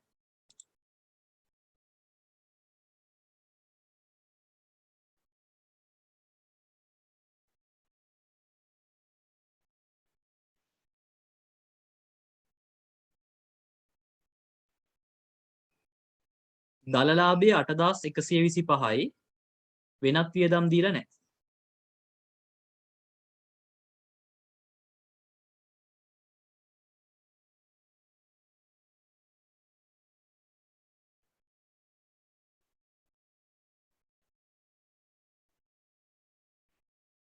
ශුද්ධ ලාභයේ 3250යි වෙනත් ආදායම් 1200යි. වෙනත් ආදායම් 1200යි. ශුද්ධ ලාභය 3250යි.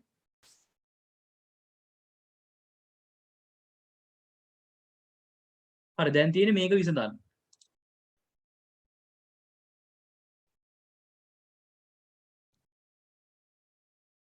ඉක්මනින් ලියා ගන්න බලන්න.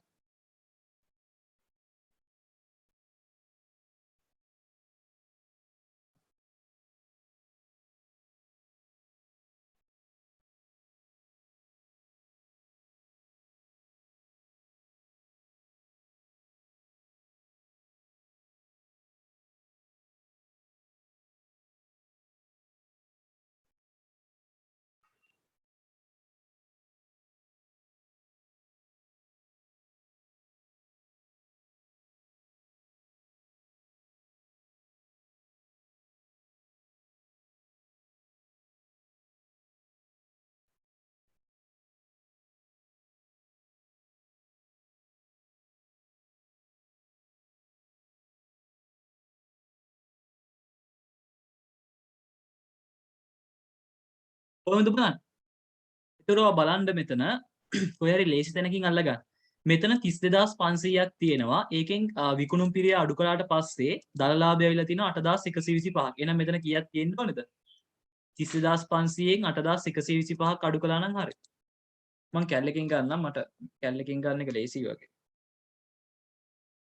32500න් අඩු කරනවා 8125. එතකොට මට එනවා 24375. මෙන්න මෙතෙන්ට එන්නේ වරහන් ඇතුලේ 24375ක් කියලා.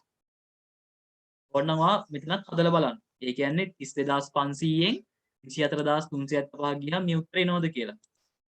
මම කලේ 32500න් 8125ක් අඩු කළා. ඒකට එන්න ඕනේ වෙනසනේ. ඒකට වරහන දැම්මා. අඩු වෙන්න එපා. හරි. ඊට පස්සේ ඔයාලට ඕන මේ පල්ලෙහා ටිකත් හදාගත්ත හැකි 8125ට 1200ක් එකතු වුණාට පස්සේ කීයක් එනවා 9375ක් නේ. නෑ 9325. ඊට පස්සේ ඒකෙන් වියදම් ටික අඩු කරන්න ඕනේ. වියදම් අපි දන්නේ නැහැ මේ 9325න් 3250ක් අඩු කරමු.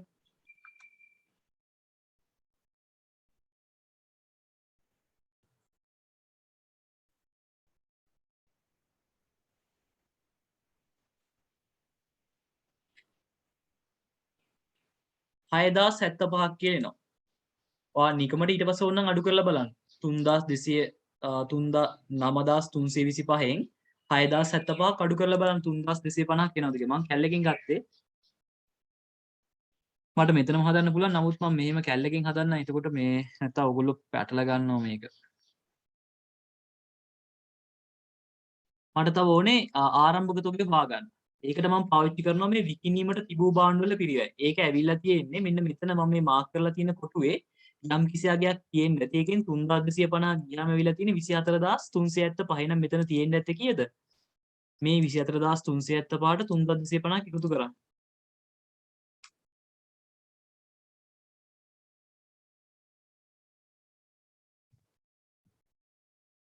27625යි.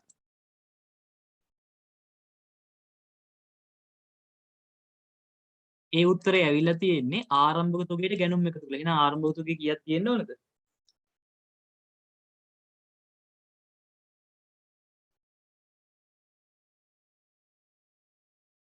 4875 නේ.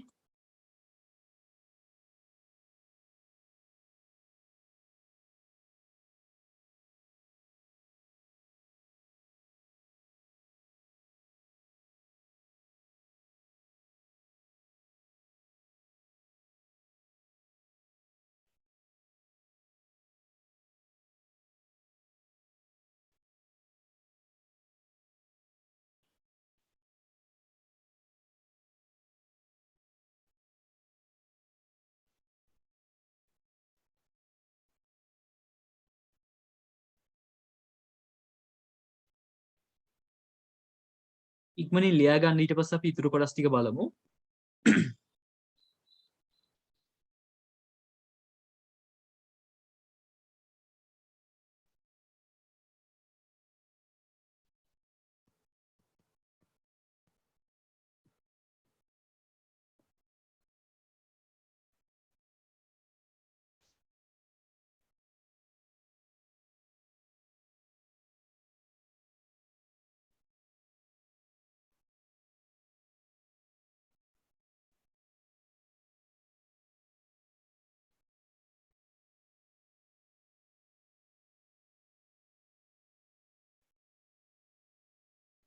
හරි නේද?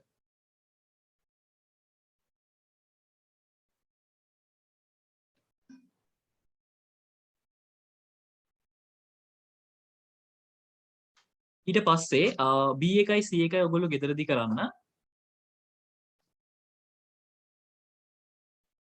B1යි C1යි ඔයගොල්ලෝ ගෙදරදී කරන්න. sorry. C1යි D1යි ගෙදරදී කරන්න. අපි යමු ආයෙ පාරක් ටියුට් එකට. මේ විදිහට කරන්න තියෙන්නේ. ඔය නම් මෙතන මම BC homework කියලා දාගන්නම්. sorry CD homework කියලා දාගන්නම්. C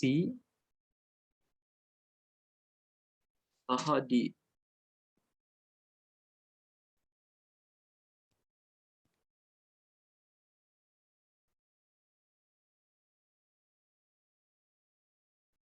හරි අපි ටියුට් එකට යන්න. බලන්න ටියුට් එකේ තියෙනවා. එතකොට 9 වෙනි ප්‍රශ්නේ තමයි මම C සහ D homework විදිහට දුන්නේ. ඒක කරන්න. ප්‍රශ්නාංක 10. ප්‍රශ්නාංක 10 තමයි ඔයගලන්ට මේ ටියුට් එකේ හම්බෙන පොඩි ප්‍රශ්නයකට තියෙන්නේ. ඒ කියන්නේ මේ જાතිය ගණන් වලින් බැලුවොත් ඊට පස්සේ තියෙන හැම ගණනක්ම වගේ ටිකක් ලොකු ගණන් තියෙන්නේ.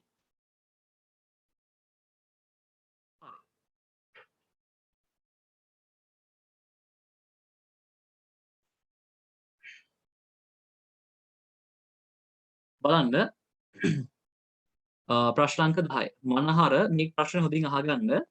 මනහර තනි වෙළඳ ව්‍යාපාරිකයෙකි. 2018 12/31 දිනට පහත ශේෂ පිරික්සුම් ඉදිරිපත් කර තිබේ.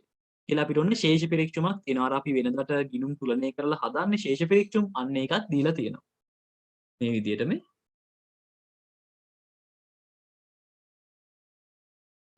අපිට දීලා තියෙනවා බලන්න අහලා තියෙනවා අවශ්‍ය වන්නේ 2018 12/31 අවසන් වර්ෂය සඳහා ආදායම් ප්‍රකාශනය. 2018 12/31 දිනට මූල්‍ය තත්ත්ව ප්‍රකාශන. අපි මූල්‍ය තත්ත්ව ප්‍රකාශනය කතා කළේ නෑනේ. ඒක නිසා පොඩ්ඩක් ඒකේ ආකෘතිය මතක් කරගෙන අපි මේ ගානට යමු. හරි මූල්‍ය තත්ත්ව ප්‍රකාශනය. මෙතනින්ම කතා කරමු. ව්‍යාපාර ආයතනයක යම්කිසි දිනකට මූල්‍ය තත්ත්වය ඉදිරිපත් කරන ප්‍රකාශනයකින් අදහස් කරේ. ඔයගලන්ට මතකද මේකේ පෙන්වන්නේ මොනවද කියලා? වත්තමුයි, වගකීමුයි, හිමිකමුයි. අර දෙවෙනි පාඩමේදී කතා කළේ සමීකරණයේ පාඩමේදී. එනම් මූල්‍ය තත්ත්ව ප්‍රකාශනය මගින් යම්කිසි දිනකට ව්‍යාපාරයේ සතුව පවතින වත්කම්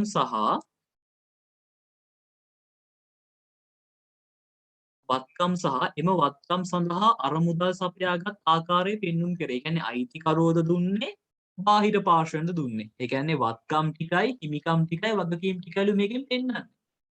මූල්‍ය තත්ත්ව ප්‍රකාශනය තුළ අඩංගු වන තොරතුරු මගින් ව්‍යාපාරයේ ද්‍රවශීලතාවය සහ නුබුන්වත් බව පිළිබඳ අවබෝධයක් ලබා ගන්න පුළුවන්. ද්‍රවශීලතාවය කියලා කියන්නේ වත්කමක් මුදල් බවට පත් කිරීමේ හැකියාව. නුබුන්වත් බව කියලා කියන්නේ ණය සහ හිමිකම. ව්‍යාපාරයේ ණය කොහොමද තියෙන්නේ? ණය ගොඩාක් වැඩිද? අඩුද? නුබුන්වත් බව කියන එක අර්ථ දක්වන්නේ ඒක. ණය වැඩිද අඩුද කියන එක. ඒක තමයි මේ දාලා තියෙන්නේ. මූල්‍ය තත්ත්ව ප්‍රකාශනයේ ආකෘතිය බලන්න. අපි ඔයගලන්ට මතක ඇති දැන් මේක සාමාන්‍ය පෙළ මට්ටමේදී කරපු ළමයි නම් මේක දැකලා තියෙනවා මේ ගාන මේ ආකෘතිය. සාමාන්‍ය පෙළට මේ විෂය හදාවරු නැති කෙනෙක් ඉන්නවා නම් මෙතන එයා හොඳට අවධානයෙන් අහගෙන ඉන්න. මූල්‍ය තත්ත්ව ප්‍රකාශනයක හරිම ආකෘතිය තමයි අපි මේ කතා කරන්නේ. අපි අර දෙවෙනි පාඩමේදී කතා කළේ ඒ පාඩමට ඒ ගණන් හදන්න අවශ්‍ය කරන ආකෘතිය විතරයි. අපි ඒක කළේ තීරු දෙකකින්නේ. මෙන්න තියෙනවා හරිම ආකෘතිය. මනහරගේ ව්‍යාපාරය. උඩින් ව්‍යාපාරේ නම ලියනවා. ඊට පස්සේ කාල සීමාව ලියනවා. මූල්‍ය තත්ත්ව ප්‍රකාශනය රුපියල් කියලා දාන්න ඕන. රුපියල් දාලා නෑ මේකේ. ඊට පස්සේ වත්කම් ටික ලියනවා. වත්කම් වර්ග දෙකක් තියෙනවනේ. ජංගම නොවන වත්කම්, ජංගම වත්කම් කියලා ඒ ටික ලියනවා. ඒ ටික ලියද්දී අපි තීරු තුනක් ගහ ගන්නවා. පිරිවැය තීරුව, සමුච්චිත ඡය තීරුව, චුද්ධගේ නැත්නම් ධාරණගේ කියලා තීරු තුනක් එනවා. මේ තීරු තුනේ නම මෙන්න මෙතෙන්ට විතරයි අයිති වෙන්නේ. මෙතෙන්ට විතරයි කියලා කියන්නේ මෙන්න මෙතනින් මේ නම ඉවරයි. ඒ කියන්නේ මේ ගානවට පේන ඇති පිරිවැය, සමුච්චේෂය, ශුද්ධගය කියලා වචන තුනක් තියෙනවා. ඒ තුනේ මේ පිරිවැය කියන කතාව මෙතනින් ඉවරයි. මේ ඉරක් ඇඳලා තියෙන්නේ. ආයේ මේ පල්ලෙහාට අපි ඔය නම් කතා කියන්නේ නැහැ. මෙතෙන් නම් පල්ලෙහාට මේ ජංගවනවත්කම් වල අල්ලන්න පුළුවන් වත්කම් ටිකෙන් පිරිවැය, සමුච්චේෂය, ශුද්ධගය කියන තීරු තුනේ කතා ඉවර වෙනවා. ඒකයි මෙහෙම යටින් ඉර ඇඳලා තියෙන්නේ නේ. හරිනම් මේ ඉර ලොකුවට එන්න ඕනේ මෙහෙම.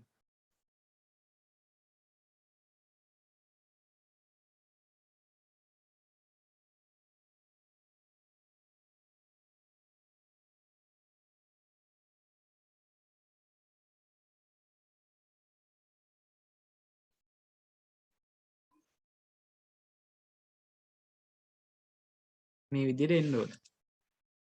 හරි. මේ තීරු තුන මෙතනින් ඉවරයි. ඊට පස්සේ මේ තීරු තුනේ නම් ටික අයිති නෑ. අර උඩ තියෙන වචන තුන අයිති නෑ. ඒක මතක තියාගන්න. ඉතින් ඔයාලට බලන්න පුළුවන් මූල්‍ය තත්ත්ව ප්‍රකාශනයේ උඩින්ම ජංගමනවත්කම් තියෙනවා. ඊට පස්සේ ජංගමවත්කම් තියෙනවා. ඊට පස්සේ ඒ දෙකේම එකතුව මුළුවත්කම් කියලා තියෙනවා මේ ජංගමවත්කම් වලයි ජංගමනවත්කම් වලයි එකතු. ඊට පස්සේ බලන්න දීලා තියෙනවා ආරම්භක ප්‍රාග්ධනය. ඒකට අමතර ප්‍රාග්ධනය එකතු කරලා ඊට පස්සේ ශුද්ධ ලාභය එකතු කරලා ගැනිලි කියනවා නම් සහ ශුද්ධ අලාභයක් කියනවා නම් අඩු කරලා උත්තර අරගෙන තියෙනවා. අපි මේවටත් වරහන් දාගමුද?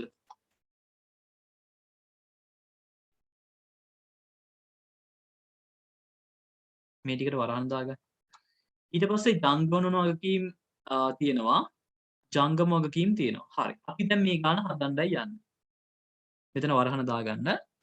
ඔයාලට මේක එච්චර අමාරු වෙන එකක් නැහැ. මම ආකෘතිය මුලින්ම රූල් කරන්නම් මේ ගානේ. ඊට පස්සේ අපි ගාන හදාගෙන යන්න. මම දෙන ආකෘතිය ඔයා ඕනනම් පාඩම් කරගන්න. ඕනනම් ඔයාලට පුළුවන් මේ මම අද දෙන ආකෘතියෙන් ආකෘති 10ක් බැලුවොත් ඔයාලට මේක හොඳට මතක තියේවි. A4 කොළ 10ක් අරගෙන ආකෘති 10ක් ගහන්න. ඒකට ඔයාලට මම මේ දෙන ආකෘතිය හොඳට මතක තියෙයි. ඒ වගේ ඕනෙම ගානකට මේ ආකෘතිය තමයි මෙතනින් පස්සේ අදාළ වෙන්නේ. මේක තමයි ඔයාගේ ආදායම් ප්‍රකාශනය සහ මූල්‍ය තත්ත්ව ප්‍රකාශනයේ ආකෘතීන් වෙන්නේ. හරි. අපි එහෙනම් යම් ප්‍රශ්න අංක 10ට. ලියන පොතට ගිහිල්ලා ප්‍රශ්න අංක 10 දාගන්න.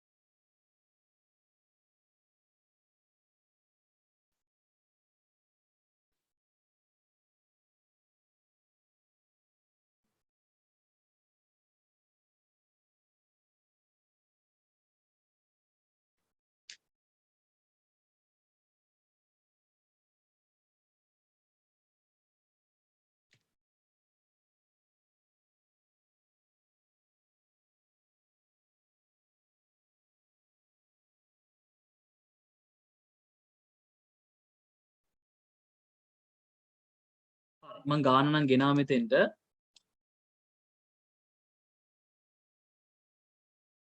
අපි එහෙනම් බලමු කොහොමද මේක හදන්නේ කියලා.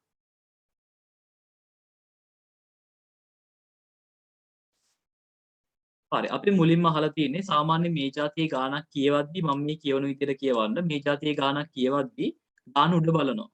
මනහර තනි වෙළඳ ව්‍යාපාරිකයෙකි 2018-12-31 දිනට පහත ශේෂ පිරික්සුම ඉදිරිපත් කර ඇත. ඊට පස්සේ ගානේ යට බලන්නේ අවශ්‍ය වන්නේ මොනවද?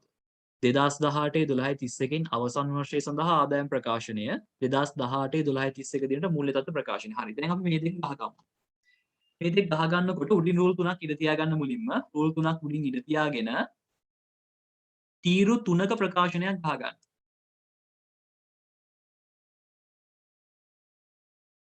රූල් ඕන වෙයි 15ක් ගත්තොත් 15යි කියන්නේ 20යි 25යි 30යි. රූල් 25ක් වගේ ගහගමුකෝ අපි.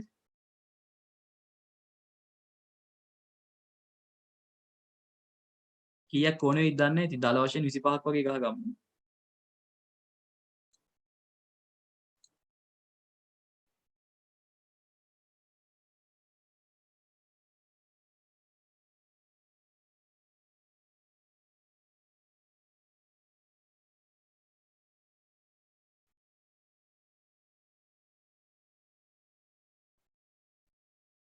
හරි. ඔන්න මං තීරු 25ක් වගේ ගැහුවා.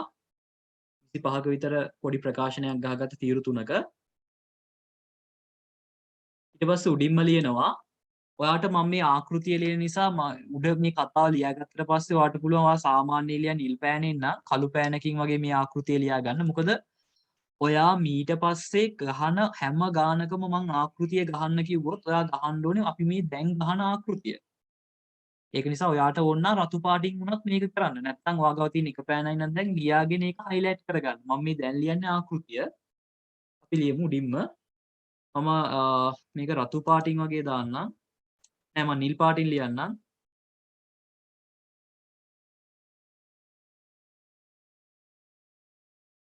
උඩින්ම විකුණු. මේ ආකෘතිය ලියන්නේ විකුණු.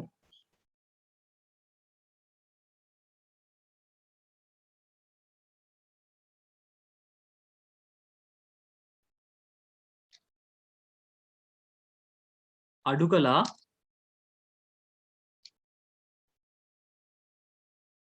ආපසු එවුම්. විකුණුම් අඩු කළා ආපසු එවුම්.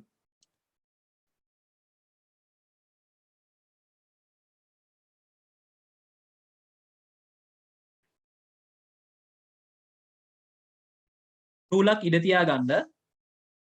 රූලක් ඉඩ තියලා මම මේ අනවශ්‍ය විදිහට රූල් එකක්වත් කියන්නේ මම රූලක් ඉඩ තියන්න කිව්වොත් ඔයත් ඒක තියාගන්න ඕනේ. රූල ඊට වඩා තියාගන්න එපා. එකක් කිව්වොත් එකක් ඇති. රූලක් ඉඩ තියාගෙන ආයෙ ලියන්න අඩු කළා විකුණුම් පිරිවැය.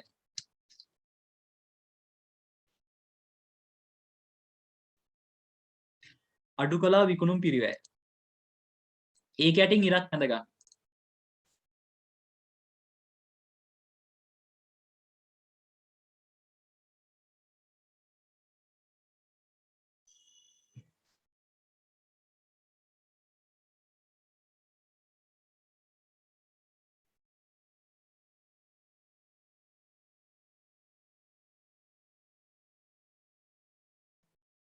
ආරම්භක තොගය.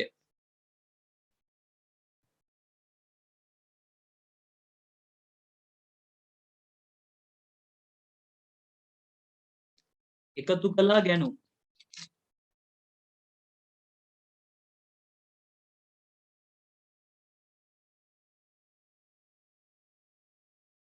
මේ ආකෘතිය ඊට පස්සේ රූල් 3ක් ඉඩ තියන්න. රූල් 3ක් ඉඩ තියලා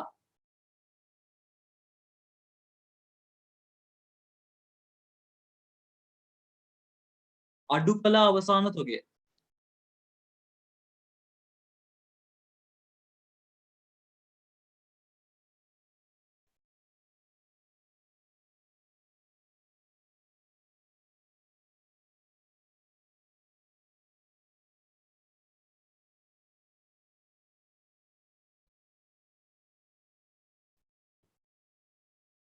ඊට පස්සේ නම් දල ලාභය. මේක අලාභයක් නම් පස්සේ අලාභය කියලා ලියමු. ඉතින් දැනට අපි තියෙන කතාවට ලියාගමු දල ලාභය කියලා. අලාභයක් නැති අලාභය දාගමු. නැත්තම් වරහණක් ඇතුළේ දාමු මෙච්චරයි. ඊට පස්සේ එකතු කළා වෙනත් ආදායම්. දැන් මේ ගානේ වෙනත් ආදායම් වලට එලිම වෙනත් ආදායම් කියලා දීලා නැහැ. අර ඔයා හොයා ගන්න ඕනේ. ලද්ද පොලි, ලද්ද කොමිස්, ලද්ද වට්ටම් ඒ වගේ ඇත්තේ. ඒක නිසා මෙතනදී ඔයා යටින් ඉරක් අඳින්න ඕනේ. ඒක මෙතන අපි හොයනවා. මෙතන අපි හොයා ගන්නවා කියන තේරුම ගන්න. යටින් ඉරක් ඇඳලා ඉක්මනින් දැන් මට මේ ආකෘතිය තව පල්ලෙහාට යන්න තියෙනවා. ඒක නිසා ඔයගොල්ලෝ වේගෙන් ලියා ගන්න. මට වඩා වේගෙන් ඕගොල්ලන් ලියන්න පුළුවන්. මම ටයිප් කරනවනේ ඔයගොල්ලෝ ලියනවනේ.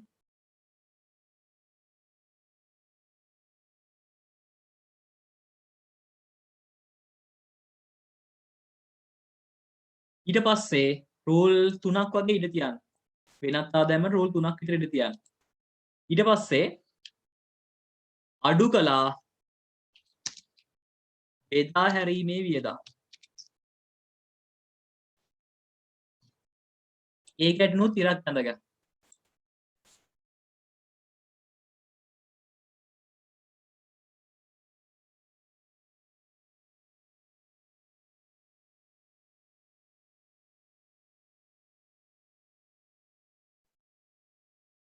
ඊට පස්සේ රූල් 6ක් විතර තියාගන්න. 1 2 3යි 4යි 5යි 6යි රූල් 6ක් විතර තියාගෙන අඩු කළා පරිපාලන වියදම්.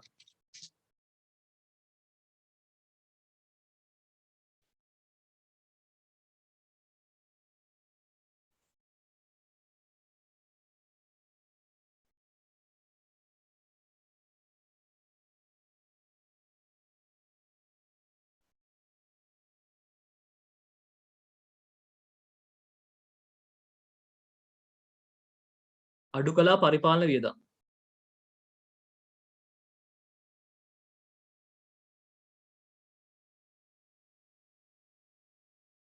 ඒකටත් රූල් 6ක් වගේ තියාගමු. සමහරට 6ක් යන්නේ නැති වෙයි. අපි සාමාන්‍යයෙන් දල වශයෙන් රූල් 6 තමයි තියාගන්නේ. රූල් 6ක් තිබ්බා. අඩු කළා වෙනත් වියදම්.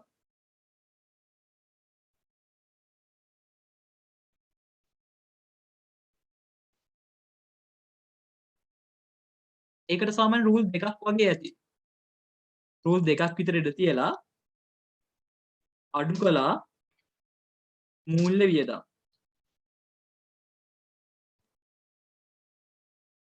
එතනින් පස්සේ රූල් උපරිම 5ක් තිබ්බනම් ඇති. රූල් 4ක් තිබ්බත් ඇති ඉතින්.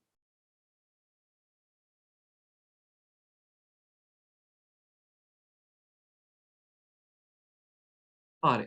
මූල්‍ය වියදම් වලට පස්සේ රූල් 4ක් හරි 5ක් හරි තිබ්බනම් ඇති. මේ තියෙන ආදායම් ප්‍රකාශනයේ ආකෘතිය. ඔයා ඕනෙම ගාණක් ගහනකොට ආයේ පාරක් ඔයා ඕනෙම ගාණක් හදනකොට ආදායම් ප්‍රකාශනයේ ආකෘතිය කිව්වොත් මේක තමයි ආකෘතිය. මේක තමයි ආකෘතිය. හැබැයි අර උඩින් ව්‍යාපාර නම් මේ සෙට් එක ලියන්න ඕනේ. මම ඒක ලිව්වේ නෑ දැනට. හරි. ඊළඟට දැන් මේ જાතියේ ගාණක් හදනකොට හොඳට මතක තියාගන්න මේ ඉන්නේ ඔයගොල්ලෝ සාමාන්‍ය පෙළ ගණිතය විෂය උගන්වන තැනක නෙමේ. මේ જાතියේ ගාණක් හදනකොට අපි එක ගාණක් හදලා අනික හදන්නේ නැහැ. මේ ගිණුම්කරණය කියන විෂයේදී හොඳට මේ ක්‍රම කියන එක අපි ඔලුවට දාගන්න ඕනේ. මේ જાතියේ ඒ කියන්නේ මේ මූල්‍ය ප්‍රකාශන ගණන් හදනකොට අංක 1 උත්තරේ හදලා අංක 2 උත්තරේ හදන්නේ නැහැ. හරිද? මේ જાතියේ ගාණක් හදනකොට අංක 1 උත්තරයයි 2 උත්තරයයි දෙකම එකපාර හදන්නේ. එතකොට ඔයාට මේ අංක 2 ප්‍රශ්නෙත් රූල් කරගන්න වෙනවා. ඒ කියන්නේ මූල්‍ය තත්ත්ව ප්‍රකාශනයක් දැම්ම රූල් කරගන්න වෙනවා ඔයාට. එතකොට මම අංක 1 මේක ඇහුවේ අංක 2 මම ඉස්සරහින් ආයෙ පාරක් රූල් කරගන්නවා මෙහෙම අංක 2 දාලා. ඔයත් මේක රූල් කරගන්න ඕනේ.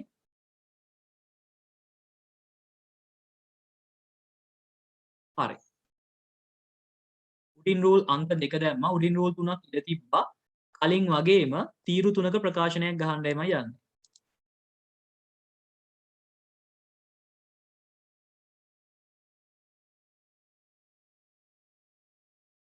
රූල් 20ක් වගේ වෙන්න වැඩි වුණානේ.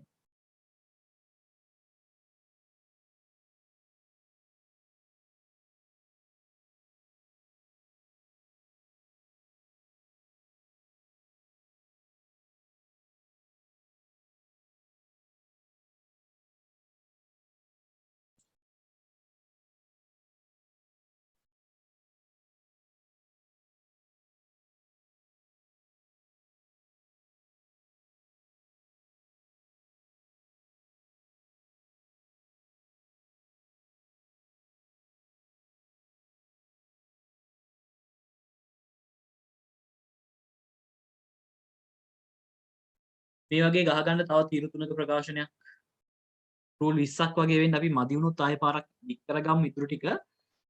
රූල් 20ක් වගේ වෙන්න ගහගන්නකො.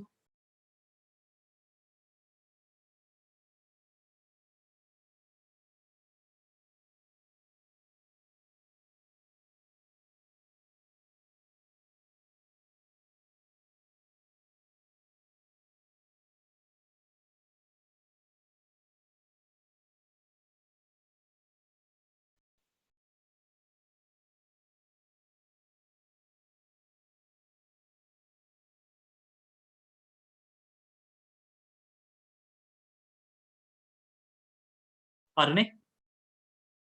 හරි. ඊට පස්සේ මේ තීරු තුන නම් කරගමු අපි පිරිවැය,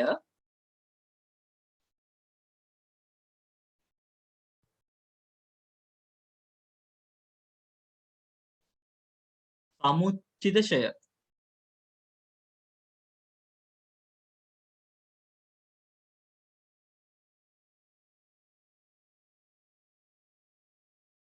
සමුච්චිතශය ශුද්ධ අගේ නැත්නම් ධාරණ අගේ.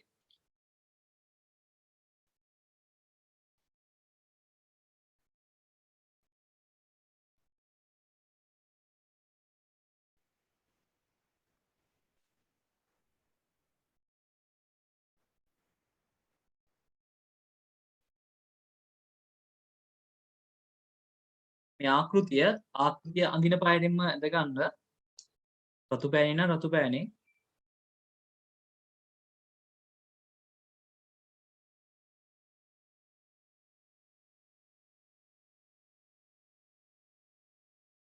හරිනේ. ඊට පස්සේ අපි ලියාගමු උඩින්ම වත්කම්.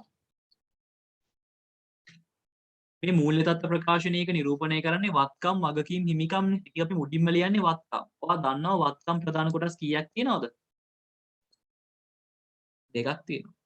ජංගම වත්කම්, ජංගම නොවන වත්කම්. මුඩින්ම ලියනවා ඉන්න ජංගම නොවන වත්කම් කියලා. ඊටසේ රූල් ඉඳ තියෙනවා 3යි 4යි 5යි 6ක් වගේ. රූල් 6ක් විතර උඩින් ඉඳ තිබ්බා.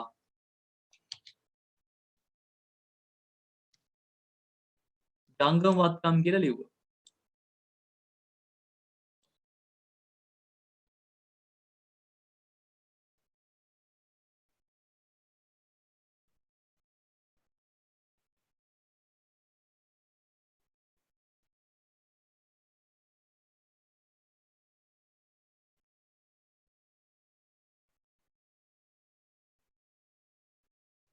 වත්කම්, ජංගම නොවන වත්කම් රූල් 6ක් ඉඳ තිබ්බා.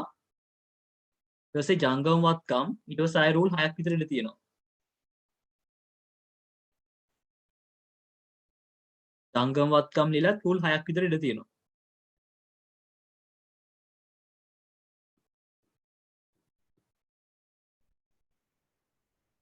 ඊට පස්සේ ලියනවා හිමිකම් හා වගකීම් කියලා. හිමිකම් හා වගකීම්. මේක ලියන එක අනිවාර්ය නැහැ නමුත් ලියන්න පුළුවන් ඔයාලට. හිමිකම් හා වගකීම්.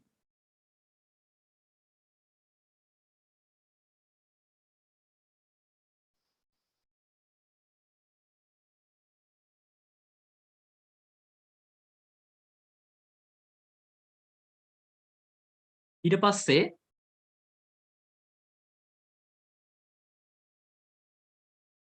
ප්‍රාග්ධනය එකතු කළා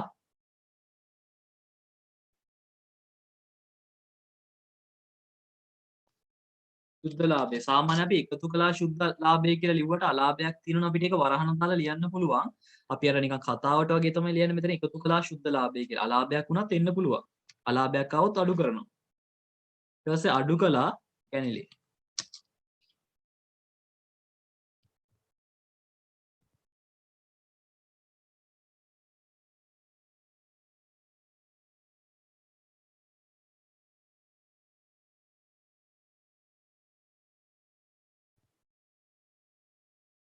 ඊට පස්සේ මුළු හිමිකම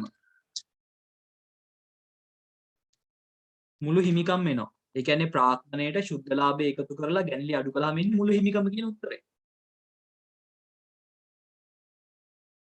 ඊට පස්සේ ජංගම නොවන වගකීම්.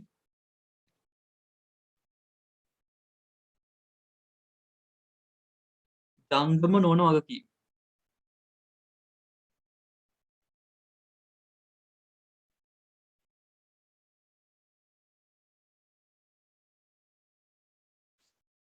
රූල් දෙකක් ඉඳ තිබ්බනම් ඇති. ඊට වඩා එන්නේ නැහැ. රූල් දෙකක් ඉඳ තිබ්බනම් ඇති. දෙකට වඩා එන්නේ නැහැ මෙතන.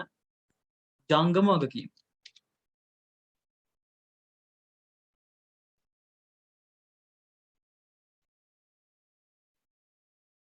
රූල් 15ට 5ක් වගේ තිබ්බනම් හොඳටම ඇති.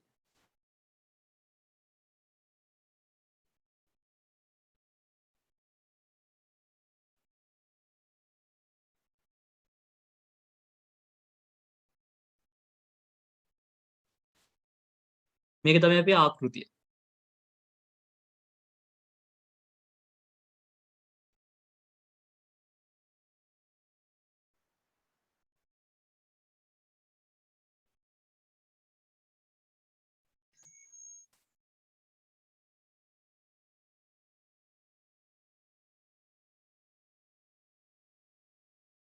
හරිනේ? හරි. එහෙනම් අපි යන් ගානට.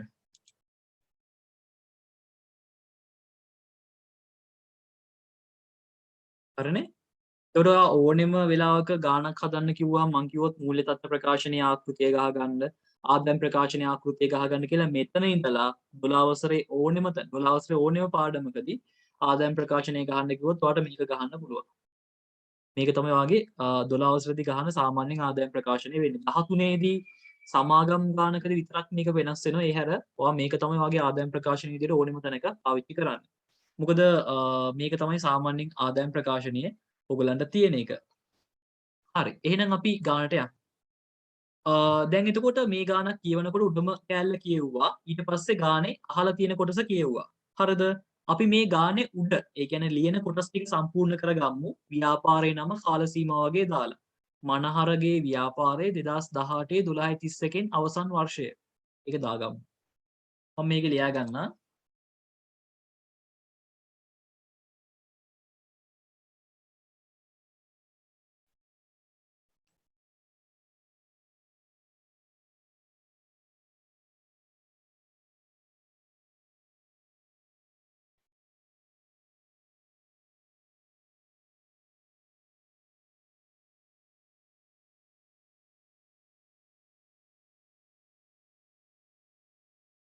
මනහරගේ ව්‍යාපාරය 2018 12:31 අවසන් වර්ෂය සඳහා අනිවාර්යෙන් මේක දිනෙන් අවසන් වර්ෂය සඳහා කියලා තියෙන්න ඕනේ. ආදායම් ප්‍රකාශනයේ රුපියල්. මේක තීරු දෙකකට ලිව්වා කියලා ප්‍රශ්නයක් නැහැ. තුනකට ඉතින් ලියන්න පුළුවන් නම් ලියන්න නැත්නම් දෙකකට ලියන්න.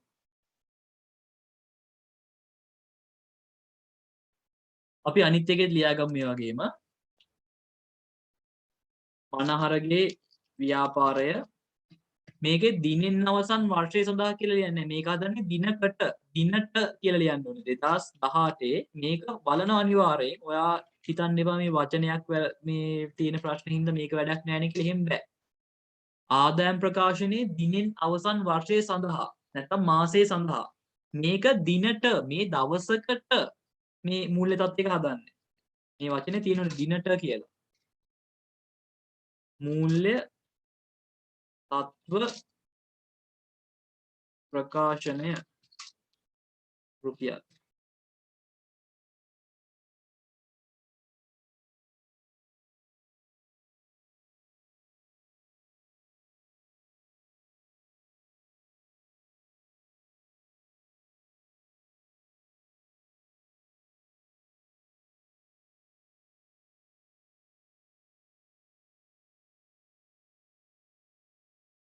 ඉක්මනින් ලියා ගන්න.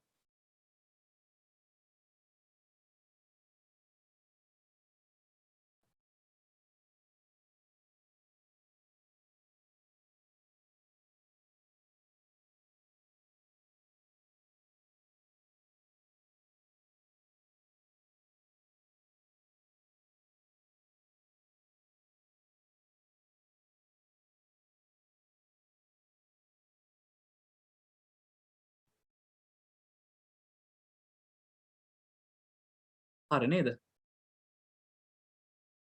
ඊට පස්සේ අපිට මේ ගාන හදන්න පටන් ගන්න තියෙන්නේ. හරි. මේ ගාන හදනකොට මේ ගානේ අපි හදන විදියක් තියෙනවා. මම කලිනුත් කිව්වා ගාන කියවනකොට උඩම බැලුවා ඊට පස්සේ අවශ්‍ය වන්නේ බැලුවා ඊට පස්සේ ගාන හදන්නේ කොහොමද දන්නවද? යට මොනවා හරි තියෙනවද කියලා බලනවා. ගාන පල්ලෙහා. මේ වගේ ශේෂ පිරික්සුම පල්ලෙහා අතිරේක තොරතුරු වෙනත් තොරතුරු විදිහට මොනවා හරි තියෙනවද කියලා බලනවා. බලමු අපි මොනවා හරි තියෙනවද කියලා. මේකේ තියෙනවා මේ 2018 12:31 දිනට ඉතිරි තොගේ පිරිවැය රුපියල් 40000කි. මෙන්න මෙහෙම ගානක් පල්ලෙහායි මේ වගේ මොකක් හරි තියෙනවනම් අපි ඒකට කියනවා ගැළපිලි කියලා. ගැළපිලි කියලා කියනවා. ඇලපිලි නෙමෙයි ගැළපිලි ඈ. ගැළපිල්ලක් නැත්නම් ගැළපිලි කියලා කියනවා. ඒ කියන්නේ මේ ගාන හදනකොට මේ ශේෂ පිරික්සුම හදනකොට ඒගොල්ලෝ ඒ පල්ලෙහා තියෙන කරුණ ගන්නේ නැතුව තමයි මේ හදලා තියෙන්නේ. ගැළපිලි. ඒ කියන්නේ මූල්‍ය ප්‍රකාශන මේ ශේෂ පිරික්සුම හදනකොට මේ පල්ලෙහා තොරතුරු සැලකිලිට අරගෙන නැහැ. ඒවට කියනවා ගැළපිලි. ඒ කියන්නේ අපි කරන්න ඕනේ ගැළපිල්ල වාර්තා කරන එක මුලින්ම කාණ හදනකොට. ඒක මං කිව්වා අදින් පස්සේ මේ ගණන් හදන්න තියෙද්දි ඔයගලන්ට ටිකක් සංකීර්ණ කොටස් වලට යන්න. අද තමයි අපි කතා කරන්නේ ලේසිම දවස. ඊට පස්සේ ඔක්කොම මේ පාඩම අනිවාර්යෙන් හොඳට සම්බන්ධ වෙලා අහගෙන ඉඳලා කරගන්න ඕනේ නැත්නම් අමාරු පාඩමක් බවට පත් වෙයි. ඉතින් මේ පල්ලෙහා තියෙනවට අපි කියනවා ගැළපිලි කියලා.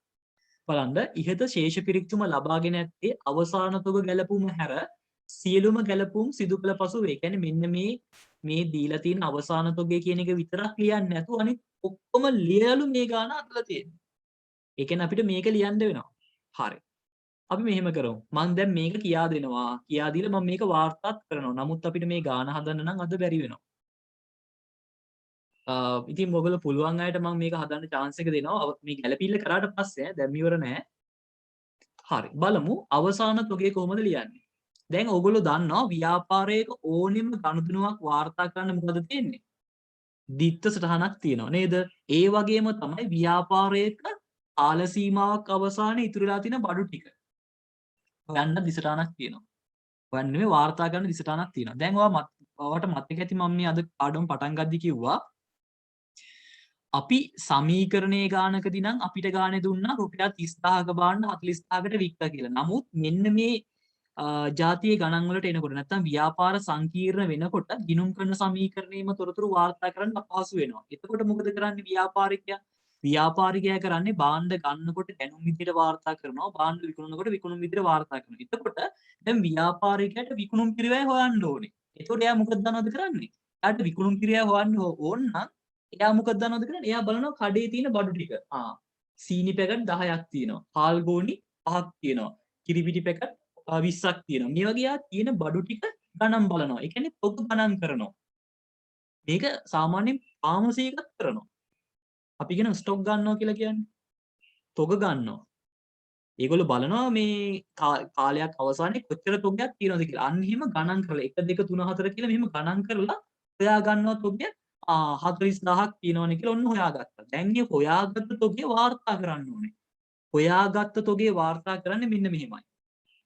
හොඳට මතක තියාගන්න. හොයාගත්ත තොගේ වාර්තා කරන්නේ මෙන්න මෙහෙමයි. මම මෙතන ඉස්සරහට ලියන්නම්.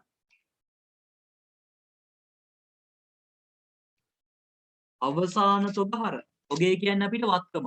අවසාන තොග හර 40000යි.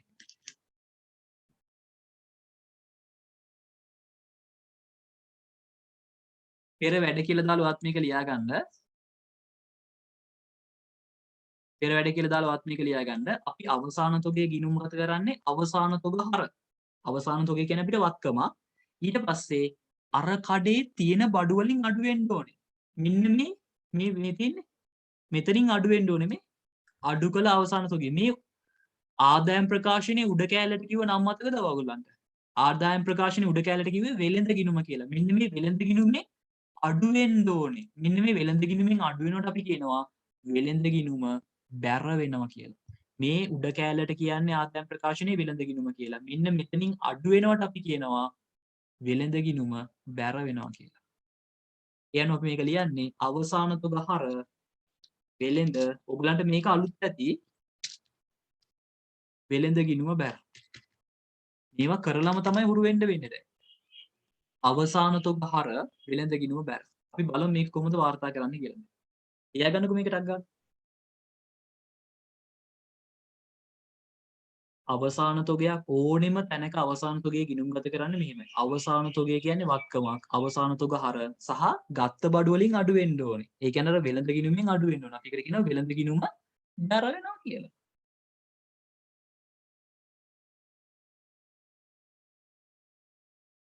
අවසාන තොග හර වෙළඳ ගිණුම බැර.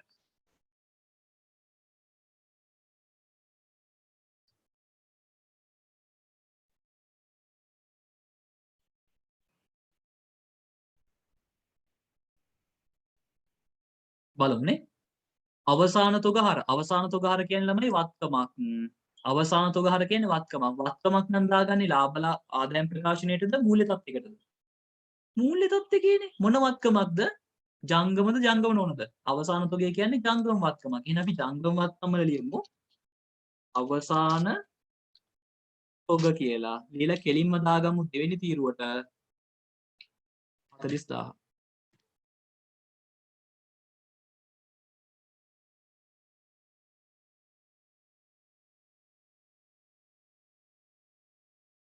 මේ විදිහට.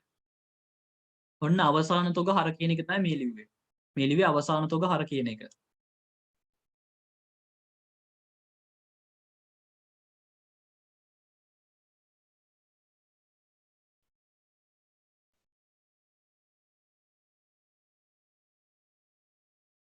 අනිත් එක මොකද්ද? අනිත් එක ඇවිල්ලා වෙළඳ ගිණුම බැර. වෙළඳ ගිණුම බැර කියන්නේ මෙන්න මේතනින් අඩු වෙනවා. මේ තියෙන්නේ. අඩු කළ අවසාන තොගය. මෙන්න මෙතන දෙවෙනි තීරුවට දාගන්න වරහන් ඇතුලේ 40000. මේකට කියනවා වෙළඳ ගිණුම බැර වුණා කියලා. ඒතර මේ තියෙන්නේ අවසාන තොග හර කියන එක. මේ තියෙන්නේ වෙළඳ ගිණුම බැර කියන එක. ගැලපුම් අපි ගැලපිල්ලක් සටහන් කරන දිත්ත සටහනකින් දිස්ස සටහනක් කියලා කියන්නේ පැන් දෙකක ලියවෙනවා මේක. බලන්න. අවසාන තොග හර වෙළඳ ගිණුම බැර. ඕනෙම ගැලපිල්ලක් එහෙමයි. පැන් දෙකක ලියවෙනවා. එකක් කියන්නේ හැමතිස්සෙම ජංගමවත්කම් නෙමෙයි. තැන් දෙකක ලියවෙනවා. දැන් මේකේ නම් අවසාන තොග හර කියන්නේ ජංගමවත්කමක්, වෙළඳ ගිණුම් බැර කියන්නේ ආදායම් ප්‍රකාශනයෙන් අඩු වුණා.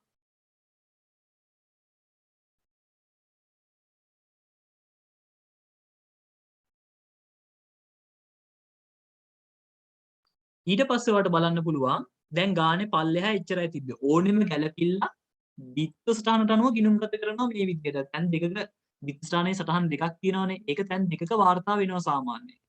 ඒක ඉතින් අපි දිස්ත්‍රාන් ටික දන්නවා නම් මේ ගානක් හදා ගන්න පුළුවන්. මේ ඔක්කොම කියා දෙනවා ඔයගලන්ට. ඊට පස්සේ තියෙන්නේ ගාන උඩ ඉඳන් මේ තොරතුරු ටික අදාළ තැන්වල දාගෙන යන්න. මේවා අයිති වෙන්නේ ආදායමක් නම් ආදායමක් වියදමක් නම් ආදායම් ප්‍රකාශනයට දානවා. වත්කම් වගකීම් හිමිකම් කියන කොටට නම් මේකට දානවා. ඉතින් පුළුවන් නම් මේක හදන්න බැරි නම් ප්‍රශ්නයක් නැහැ අපි අනිත් දවසේ මේක හදමු. එහෙනම් මම මෙතනින් අදට නවතිනවා. අපි අනිත් දවසේ මේ ගාන හදලා ඉතුරු කොටස් වලට යමු. ඔයගලන්ට ඕනෙම ප්‍රශ්නයක් තියෙනවා නම් අහන්න පුළුවන් මැසේජ් එකක් හරි දාන්න. අනිවාර්යෙන් පන්ති වැඩ ටික හරියට කරගන්න. මොකද පාසලුත් නැති නිසා මහන්සිලා උනන්දුවෙන් වැඩ ටික කරගන්න. එහෙනම් අපි අනිත් දවසේ හම්බෙමු. මොනවා හරි ගැටලුවක් තියෙනවා නම් අහන්න ඔයගොල්ලෝ.